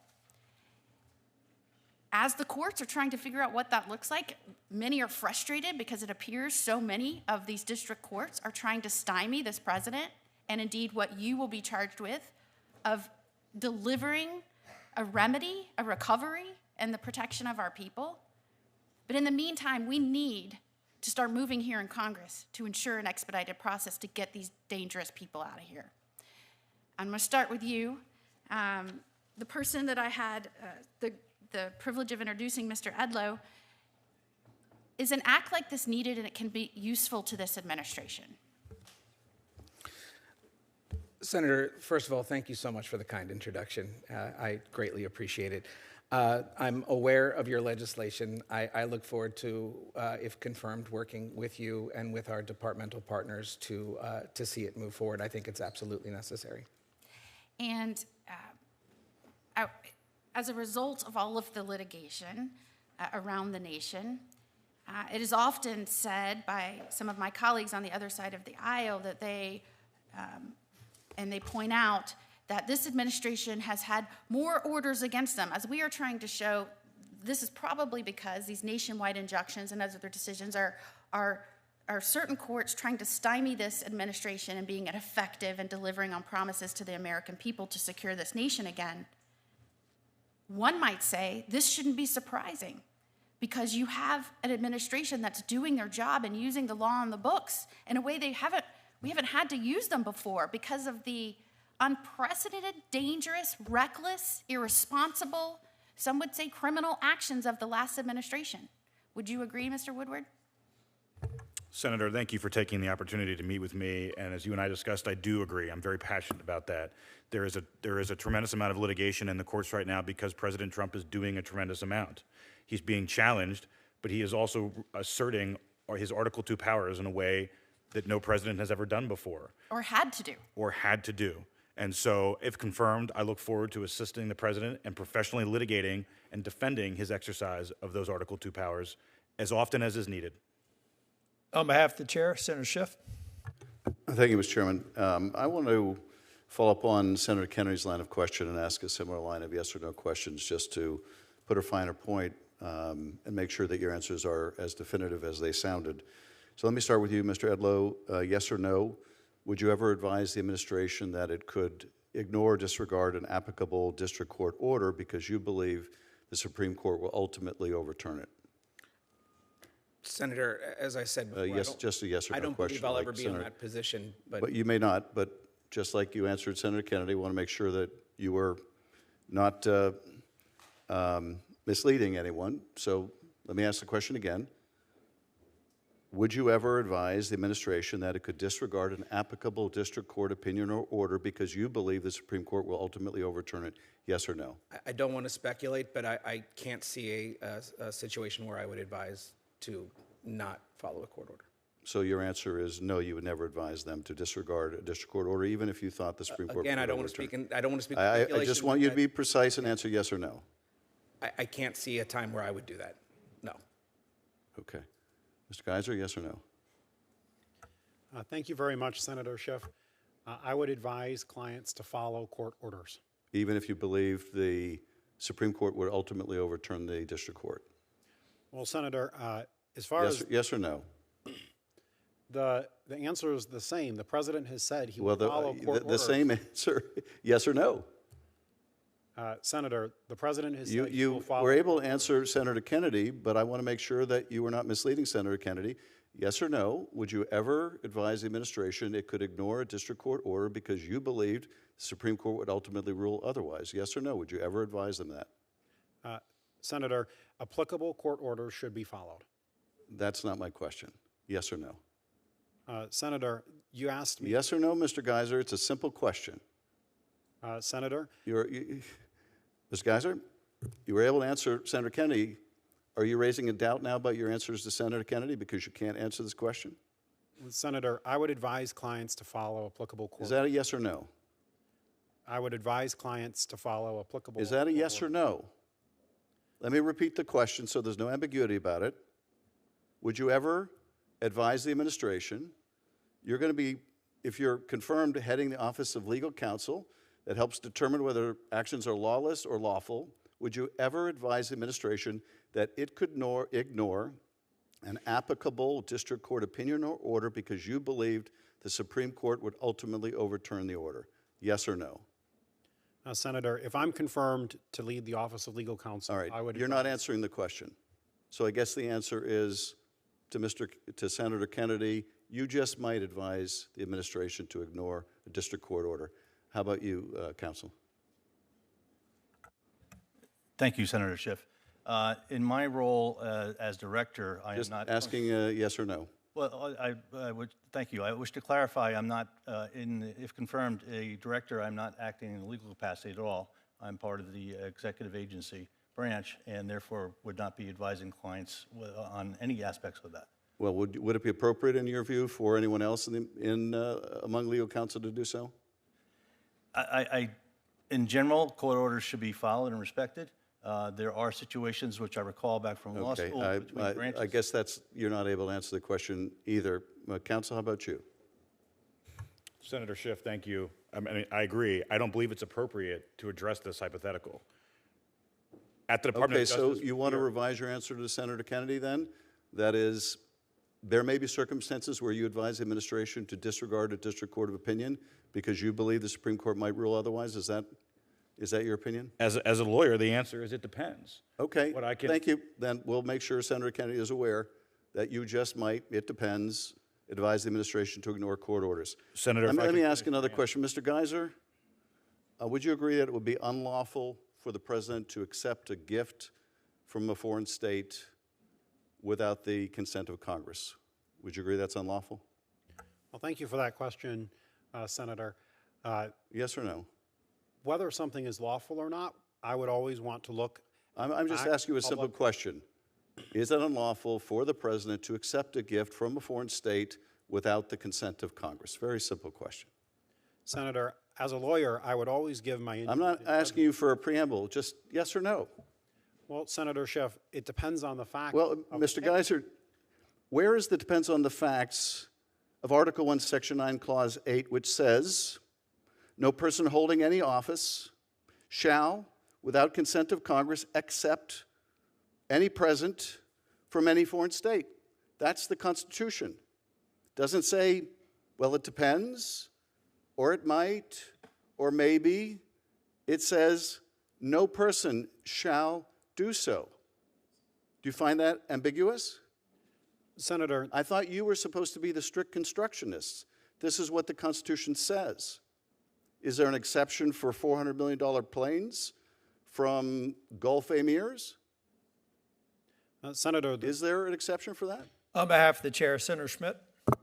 Thank you, Mr. Chair. I do wonder, though, that whether or not we should set up a chair for a straw man for these hearings, because these are all ridiculous straw man arguments. First of all, the President of the United States has said he would abide by court orders, and this administration has abided by every single court order.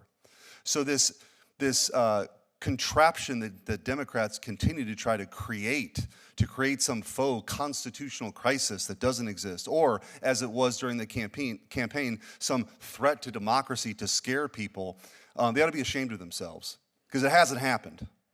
It hasn't happened. And I want to give Mr. Woodward, you an opportunity to respond when the senator from California didn't give you the chance to respond with your answer before I go into my questions with a limited amount of time. Thank you, Senator. I will be brief, and I will reiterate that I don't believe I would ever be asked to advise my client to defy a court order. It's not happening. And so the answer, it depends, matters, because there is litigation all across this country right now. And so we have to look at each and every case very carefully. We advise the client, and then the client acts. That is the role of the Department of Justice. I want to, Mr. Edlow, I do want to ask, I've been raising the alarm on this temporary protected status, or TPS, for quite some time now, and the Supreme Court has just weighed in and ruled essentially that Joe Biden had really been abusing his authority, especially at the end, just sort of waving a magic wand and really abusing this process. And so there are 350,000 Venezuelans now that will not receive this temporary protective status because they shouldn't have got it in the first place. I want to ask, how will the USCIS stop automatic renewals and kick out folks whose countries do not qualify anymore? Well, thank you for the question, Senator.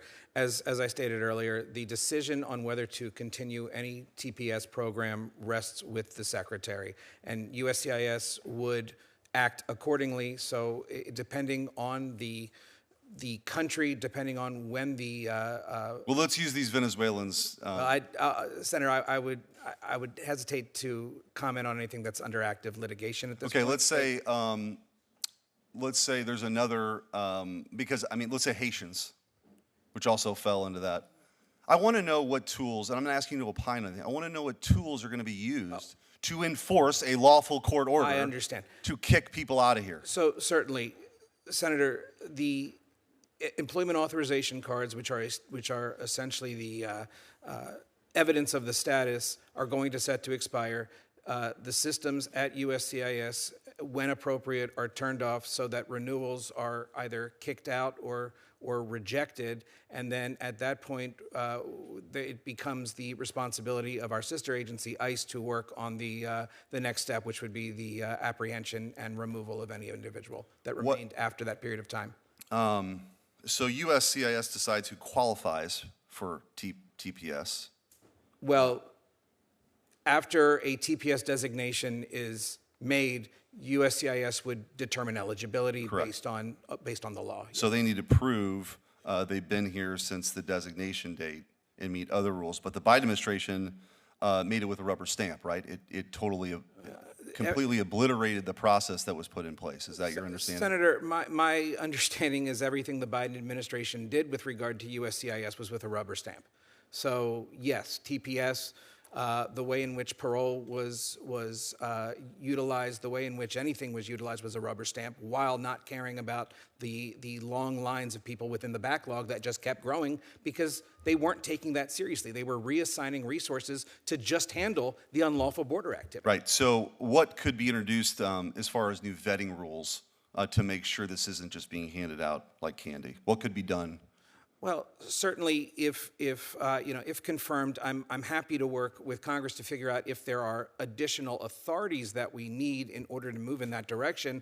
But I really do think that once confirmed, we can take a look at things internally, turn some processes on, act both regulatorily and sub-regulatorily to take a real bite out of some of this and to actually, for the first time, feel confident in the vetting that's being done by the agency. Thank you. Mr. Squires, I do want to ask you, switching gears, China's been ripping us off for a very long time as it relates to our IP, and I know there's a lot of concern with some of the breakthroughs they've gotten from DeepSeek. I mean, there's no IP acknowledged really if it's not being ripped off. It just isn't part of what they're and how they handle these things. What concerns do you have, or what can be done to combat Chinese IP theft? But then, as we get into these large language models moving forward, how do you view generally accepted IP laws to be, how does it work into large language models moving forward? Because you've heard some people talk about just abandoning IP altogether. Thank you, Senator. It's quite a complicated question. Mr. Squires, I know that it is. Could you submit that for the record? Because I'm very interested in the detailed response. I would be happy to, Senator. On behalf of the chair, Senator Lee. Thank you very much, Mr. Chairman, and thanks to all of you for being here and especially for your willingness to serve. Mr. Edlow, let's start with you. The Biden administration turned a lot of things on their heads. One of the many things they turned on their heads involves the optional practical training program, and they turned it into the single largest guest worker program, bypassing the traditional limitations, the traditional rules that would otherwise apply by operation of law on other visas like H-1B in the United States. What changes would you plan, if confirmed, to make in order to fix that issue? Thank you, Senator. I think the way in which OPT has been handled over the past 4 years with the help of certain decisions coming out of the D.C. Circuit Court have been a real problem in terms of misapplication of the law. What I want to see would be essentially a regulatory and sub-regulatory program that would allow us to remove the ability for employment authorizations for F1 students beyond the time that they are in school. Great, thank you. Mr. Geiser, I'd like to turn to you next. You're an issues and appeals guy. You've clerked for 2 federal court of Appeals judges, Judges Rao and Edith Jones, two of the very best judges who we've ever had in the U.S. Courts of Appeals, and also for Justice Alito. At Jones Day, I take it you worked in the Issues and Appeals section, and that's what you do. That is exactly what we need inside the Office of Legal Counsel, in my view. Trial work is important. It's fundamental. It's essential to our system. And it's very, very different than doing appeals. So I just wanted to note that. One of my colleagues made an observation about that. To me, that matters next to nothing, how much time you've spent in a trial courtroom or in front of juries. That is not the work of the Office of Legal Counsel, which has historically been staffed quite appropriately, in my view, by people with stellar blue ribbon, usually good appellate court experience, appellate court clerkships, and U.S. Supreme Court experience. So for whatever that's worth. Now, you're currently serving as the Solicitor General of the state of Ohio, further advancing your expertise, your knowledge, your familiarity with the appellate courtroom. As I understand it, the Solicitor General of the state of Ohio operates a little bit differently than many of the others do, and in ways that almost certainly will prepare you exceptionally well to head the Office of Legal Counsel. Tell us about that. Thank you very much, Senator Lee. In my capacity as Ohio Solicitor General, I not only am the chief appellate lawyer for the state of Ohio, I'm also in charge of the Attorney General's Opinions Unit, where the Attorney General of Ohio is authorized to opine definitively on Ohio law to certain authorized requesters. I understand that role is very similar to the Office of Legal Counsel's historic role of opining on federal questions.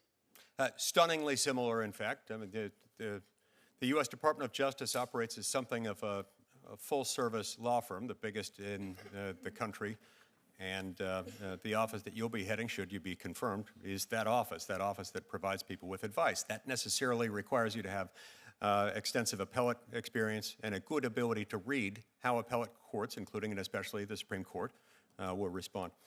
Mr. Woodward, if confirmed as the Associate Attorney General, in addition to being the number 3 person at the Department of Justice, you'll be the man. You'll be, in Spanish we would say, el mero mero, the law, when it comes to all of the oversight of all civil litigation, a number of other matters as well. Tell me how, in that position, if confirmed, you could help the Department of Justice rein in the burdensome, excessive regulation and the excessive delegation of lawmaking power to our executive branch agencies through the non-delegation or otherwise. Senator, thank you for the question, and thank you for taking the opportunity to meet with us in advance of the hearing. As the Associate Attorney General, there would be a number of opportunities for us to challenge the burdensome regulations that have been imposed on our nation, on our businesses, on our people. Affirmative litigation is a critical aspect of what the Associate's Office oversees. What we see in the papers today is the defense of executive orders. What's talked less about is all of the affirmative cases that are being brought by the Civil Division, the Civil Rights Division, the Tax Division, the Antitrust Division. And so challenging unconstitutional regulations, as I alluded with your colleague earlier, would be a key piece of what I expect the Department of Justice to do. Thank you for sharing that. And I want to follow up on that just briefly. When some people hear the word unconstitutional, they might think, understandably, that what you mean is unconstitutional in a way that's been recognized by the Supreme Court, in a way that is directly traceable as unconstitutional to a particular court ruling, or especially a Supreme Court ruling. But that's, more broadly speaking, that's not necessarily the appropriate way to view it, is it? In other words, there are certain features of the Constitution that don't always get tested. If they are tested, they're not always directly addressed by the Supreme Court. Constitutional avoidance, for example, is a means by which the court will often try to decide a case or controversy on a different ground if the constitutional question can be avoided. And so the non-delegation doctrine itself has been acknowledged by the Supreme Court, tends not to be enforced by the Supreme Court. And I would imagine that that's where Department of Justice that understands the implications of Article I, Section 7, the fact that in order to make, modify, alter, create, or repeal a federal law, one has to follow the two-pronged formula of Article 1, Section 7, which includes bicameralism and presentment. Is that something that, that in your view, a good Associate Attorney General ought to examine? Yes, Senator, absolutely. Thank you very much, and I see my time has expired. Thank you, Mr. Chairman, for your characteristic generosity in letting me exceed that. I love giving away time that's not mine, Senator Lee. So, especially when we're talking about the Don delegation. Exactly. It doesn't get more exciting than that. In Provo, we speak of little else. Senator Hirono. Thank you, Mr. Chairman. Excuse me. I asked the following two initial questions of every nominee before any of my committees to get at the fitness to serve. So we'll start with Mr. Edlow, and we'll just go right down the line. Since you became a legal adult, have you ever made unwanted requests for sexual favors or committed any verbal or physical harassment or assault of a sexual nature? No, Senator. No, Senator. Never, Senator. No, Senator. Have you ever faced discipline or entered into a settlement related to this kind of conduct? No, Senator. No, Senator. No, Senator. No, Senator. I think that both Mr. Geiser and Woodrow testified that you would advise the administration to follow all court orders, correct? Well, Senator, as I've said, it depends, and I realize that that's Oh, it frustrating. depends on what the court order is? Okay, let me ask you another question then. In the Alberto Garcia case, the Supreme Court said that the administration had to, quote, facilitate his return from the El Salvador prison. He's still there. Is the administration complying with the Supreme Court's court order? We'll start with Mr. Geiser and then go to Mr. Woodward. Well, Senator, thank you very much for that question. As Ohio Solicitor General, I'm not now at the department, and the Department of Justice speaks through its briefs on matters that are in active litigation, and so it would be inappropriate in your for me to opinion, comment. you're about to become the person who's going to be advising the Department of the department formerly known as Justice, as far as I'm concerned. So, what do you think? The fact that that Mr. Garcia is still imprisoned, is the administration following the Supreme Court's order to facilitate his release? Well, Senator, You don't know.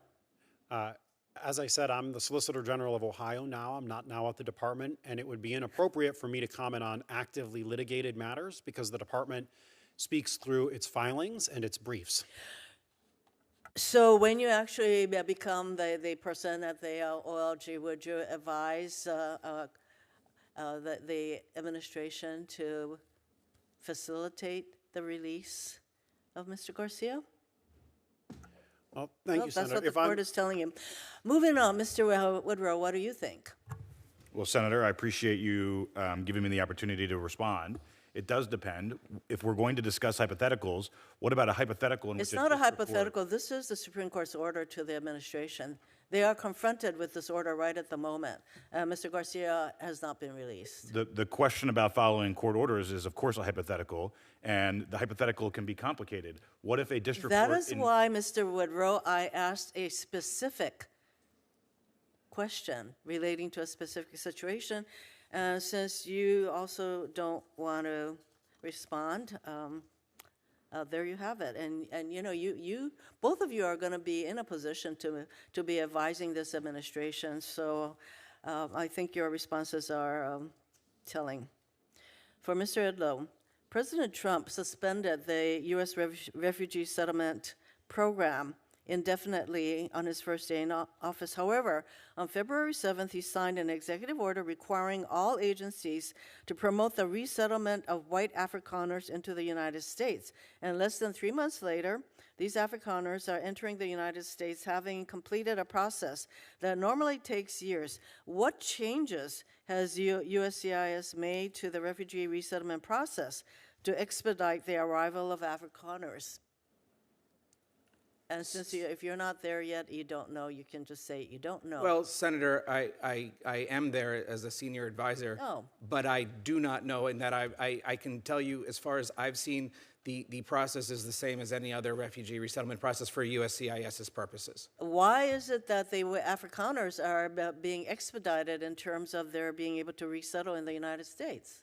Senator, why are they being given what looks like highly preferential treatment? Senator, the president has the authority through executive action and under the Okay, law that's to because the determine- president feels like doing that. Okay, that's the answer.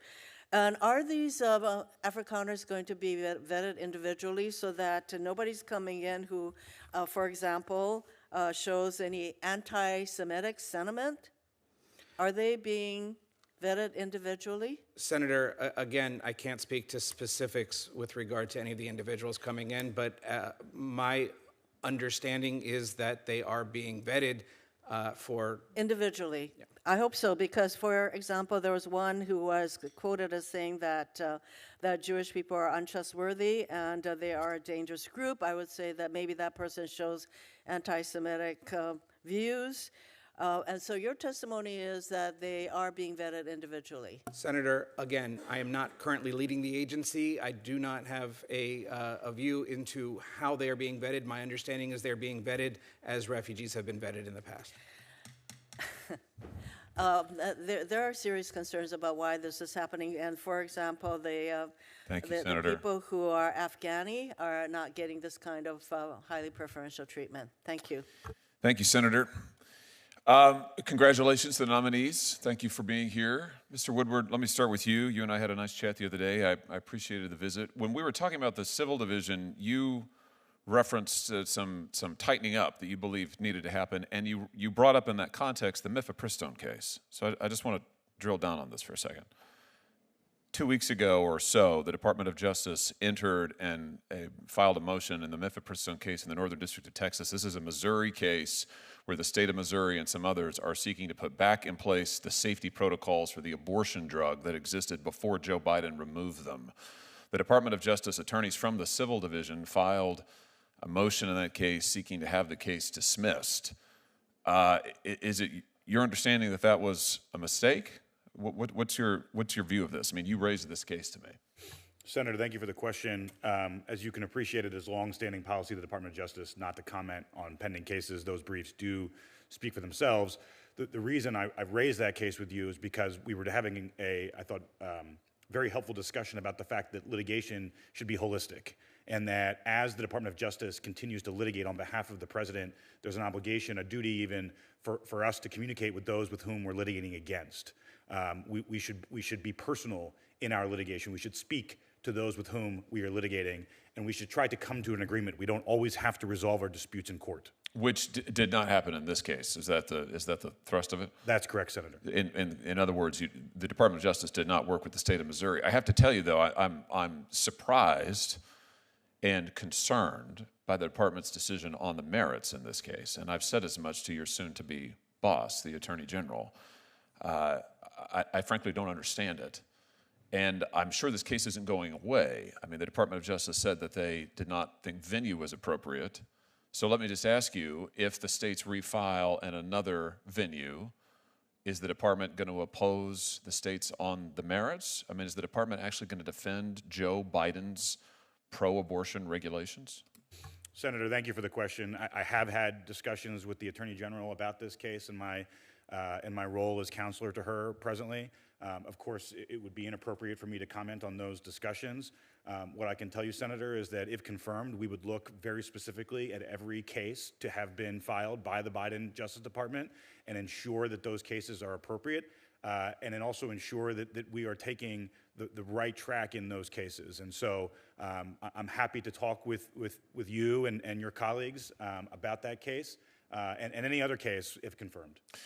As you, I hope, know, before President Biden, mifepristone, the abortion drug, had long had a series of safety protocols attached to it ever since it was first offered in the United States over 20 years ago, including requirements that a physician be the one to dispense the drug, that a physician screen for ectopic pregnancies, that a physician be present to provide emergency care if necessary. President Biden removed all of these And now the drug is available. You don't have to be a physician to prescribe it. It can be sent through the mail. Telehealth providers from foreign countries are now providing this drug. And it doesn't matter as a consequence what any state or voters in any state decide.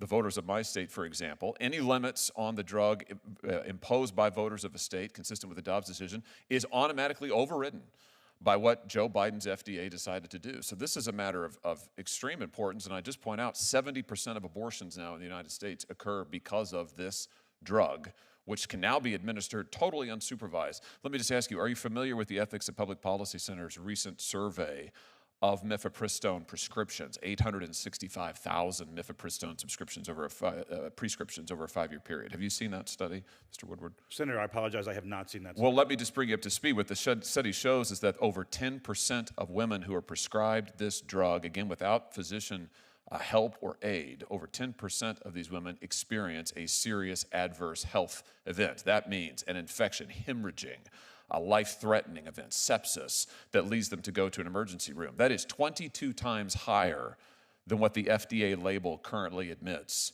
is the risk of a serious adverse health event. This is the largest study of mifepristone done, I think, ever. 865,000 separate prescriptions were studied. So my point is this: the safety needs are extremely real. They are pressing. The rights of the states to protect their citizenry, I think, is extremely well-founded and well-developed, by the way. I mean, they are seeking the right relief in the right courts. And I just hope that the Department of Justice will do as you were saying a moment ago. I hope the Department of Justice will work with these states and will also vindicate the rights of voters to decide these issues and the rights of states to protect their citizens. I just can't imagine why the department would want to defend the abortion regulations of Joe Biden, who was the most rabidly pro-abortion president in American history. Very different than our current president, who has been the most pro-life president in American history. Senator, I appreciate the question. As in the wake of Dobbs, I agree. The law is quite clear, and I'm going to sound like a broken record, but the President of the United States has said time and again he will follow the orders that come down from the Supreme Court.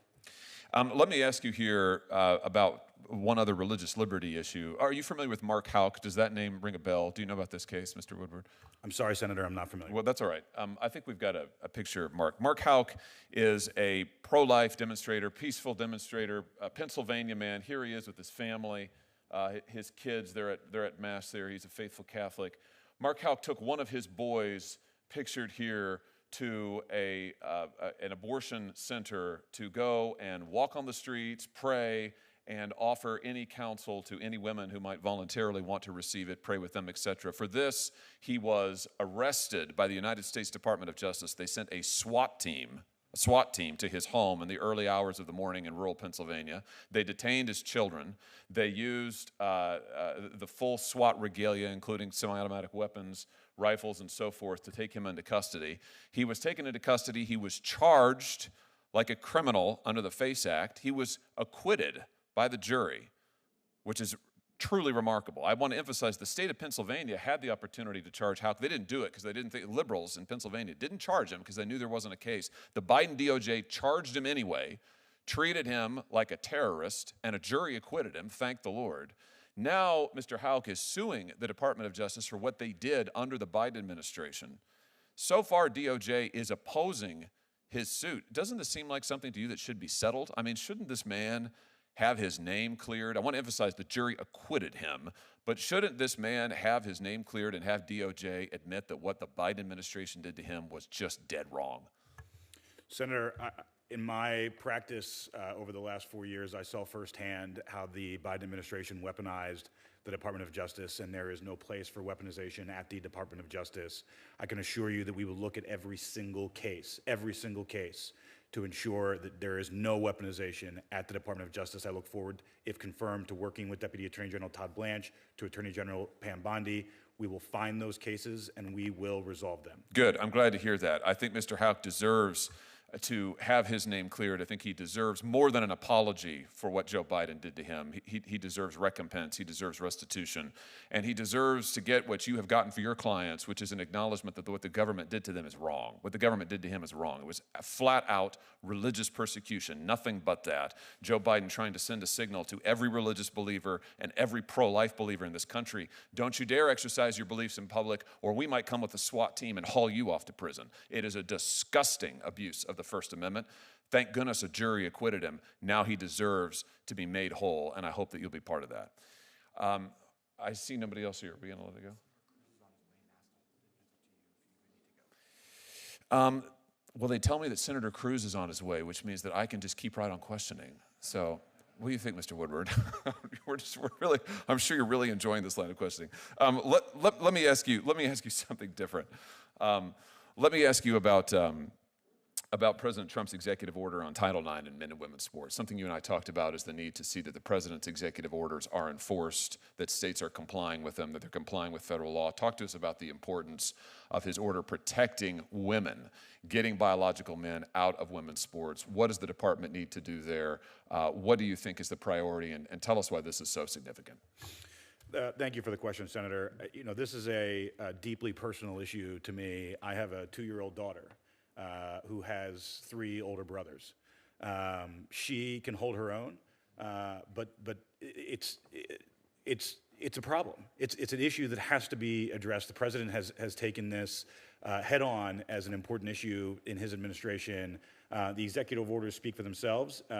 And although I can't comment on pending litigation that has been brought by the Department of Justice, we have seen that the Department of Justice is enforcing the president's executive orders. To quote the president, "We'll see you in court." Don't follow the president's executive order, we'll see you in court. And you would send that message to universities that are currently failing to comply, that are violating Title IX. I mean, to be clear, Title IX protects women's sports. Title IX creates the right of women to play in sports that have integrity, where they are protected from danger, where they are given the same opportunities as male athletes. These universities that are putting biological men into women's sports and women's locker rooms are flagrantly violating Title IX. So your message to those universities is, if you don't amend your ways, you can expect to face off against the Justice Department in a court of law. Senator, absolutely. I mean, it's a complicated issue. It's often attempted to make this out as an easy issue, but it is a complicated issue. There are sports for which it is advantageous, right? Men should not be competing in women's gymnastics, for example. And so this is not an issue that is easy to summarize or to make sound bites over. It is complicated, which is why it is important that the Department of Justice is paying careful attention to what the law is and applying the facts to the law. Mr. Geiser, let me just ask you about nationwide injunctions for a moment, and about the proliferation of nationwide injunctions. We have seen them explode. They're first used in the 1960s, then they're almost never used. Of course, the nationwide injunctions, when you have one individual district court that purports to bind not just the parties before the court, but purports to impose its policy, its ruling, its order on the entire country, including parties not before the court at all, parties well outside the court's geographic jurisdiction or otherwise. Tell us about the importance of reining in the district courts to their proper constitutional role, which does not allow any individual district court to sit in the place of the Supreme Court and make policy for the nation. Tell us about the importance of this. Well, thank you very much, Senator Hawley. And as you're aware, district courts are charged with adjudicating cases and controversies. And the Supreme Court of the United States has said that that task looks to the relief sought by the parties, and its equitable authority extends to the amount of relief necessary to redress those particular injuries. And as you are also aware, the Supreme Court is currently now considering some litigation involving that, so it would be inappropriate for me to comment on the specifics of that. But I agree with you that Article 3 imposes genuine limits and authorities for district courts, and it's in the text on the judicial power. Setting aside the litigation currently before the Supreme Court, do you think that it is appropriate and maybe necessary for Congress to use our Article 1 authority to make clear that an individual district court does not have the constitutional authority to bind parties that are not before it or otherwise not within its jurisdiction? I mean, is that something that we Congress ought to consider doing? Senator, I agree that Congress has an important role in setting the jurisdiction of the inferior courts that Congress creates. Those are the creature of this and the House's work. And so I think this body has an important role to play and could make a significant contribution to justice being done, as opposed to what I think millions of Americans are alarmed to see, which is the weaponization of the entire justice system to oppose the agenda that they enacted by voting for elected representatives like President Trump. Well, I think we are looking at something that is very much a constitutional crisis, that is a growing crisis. And it is a crisis of district court judges that are way outside the bounds of the Constitution, that are seizing power that absolutely does not belong to them. And you're right, Article 1 does give us the authority to establish those courts in the first instance, to govern those courts. And in this case, I think it's time for this body to take action to ensure that those courts stay within their proper constitutional bounds. Senator Cruz, I could go on for another 15 minutes, but if you'd like to ask questions, I'm happy to recognize you. They're really enjoying my lengthy questions. They've been praying you would arrive. The chair recognizes Senator Cruz.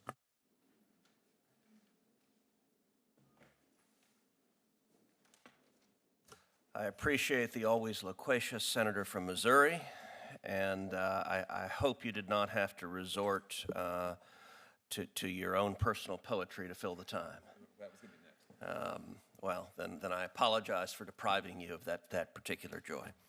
Let me start by welcoming today's nominees, Mr. Squires, Mr. Edlow, Mr. Geiser, Mr. Woodward.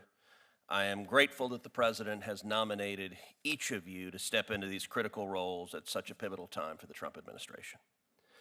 Over the past several months, President Trump has governed with clarity, purpose, and boldness. He's issued executive orders to do what the American people demanded at the ballot box: eliminate crime in our streets, secure the southern border, and put the federal government firmly back on the side of law-abiding citizens. Under his leadership, the Department of Justice is no longer targeting political opponents.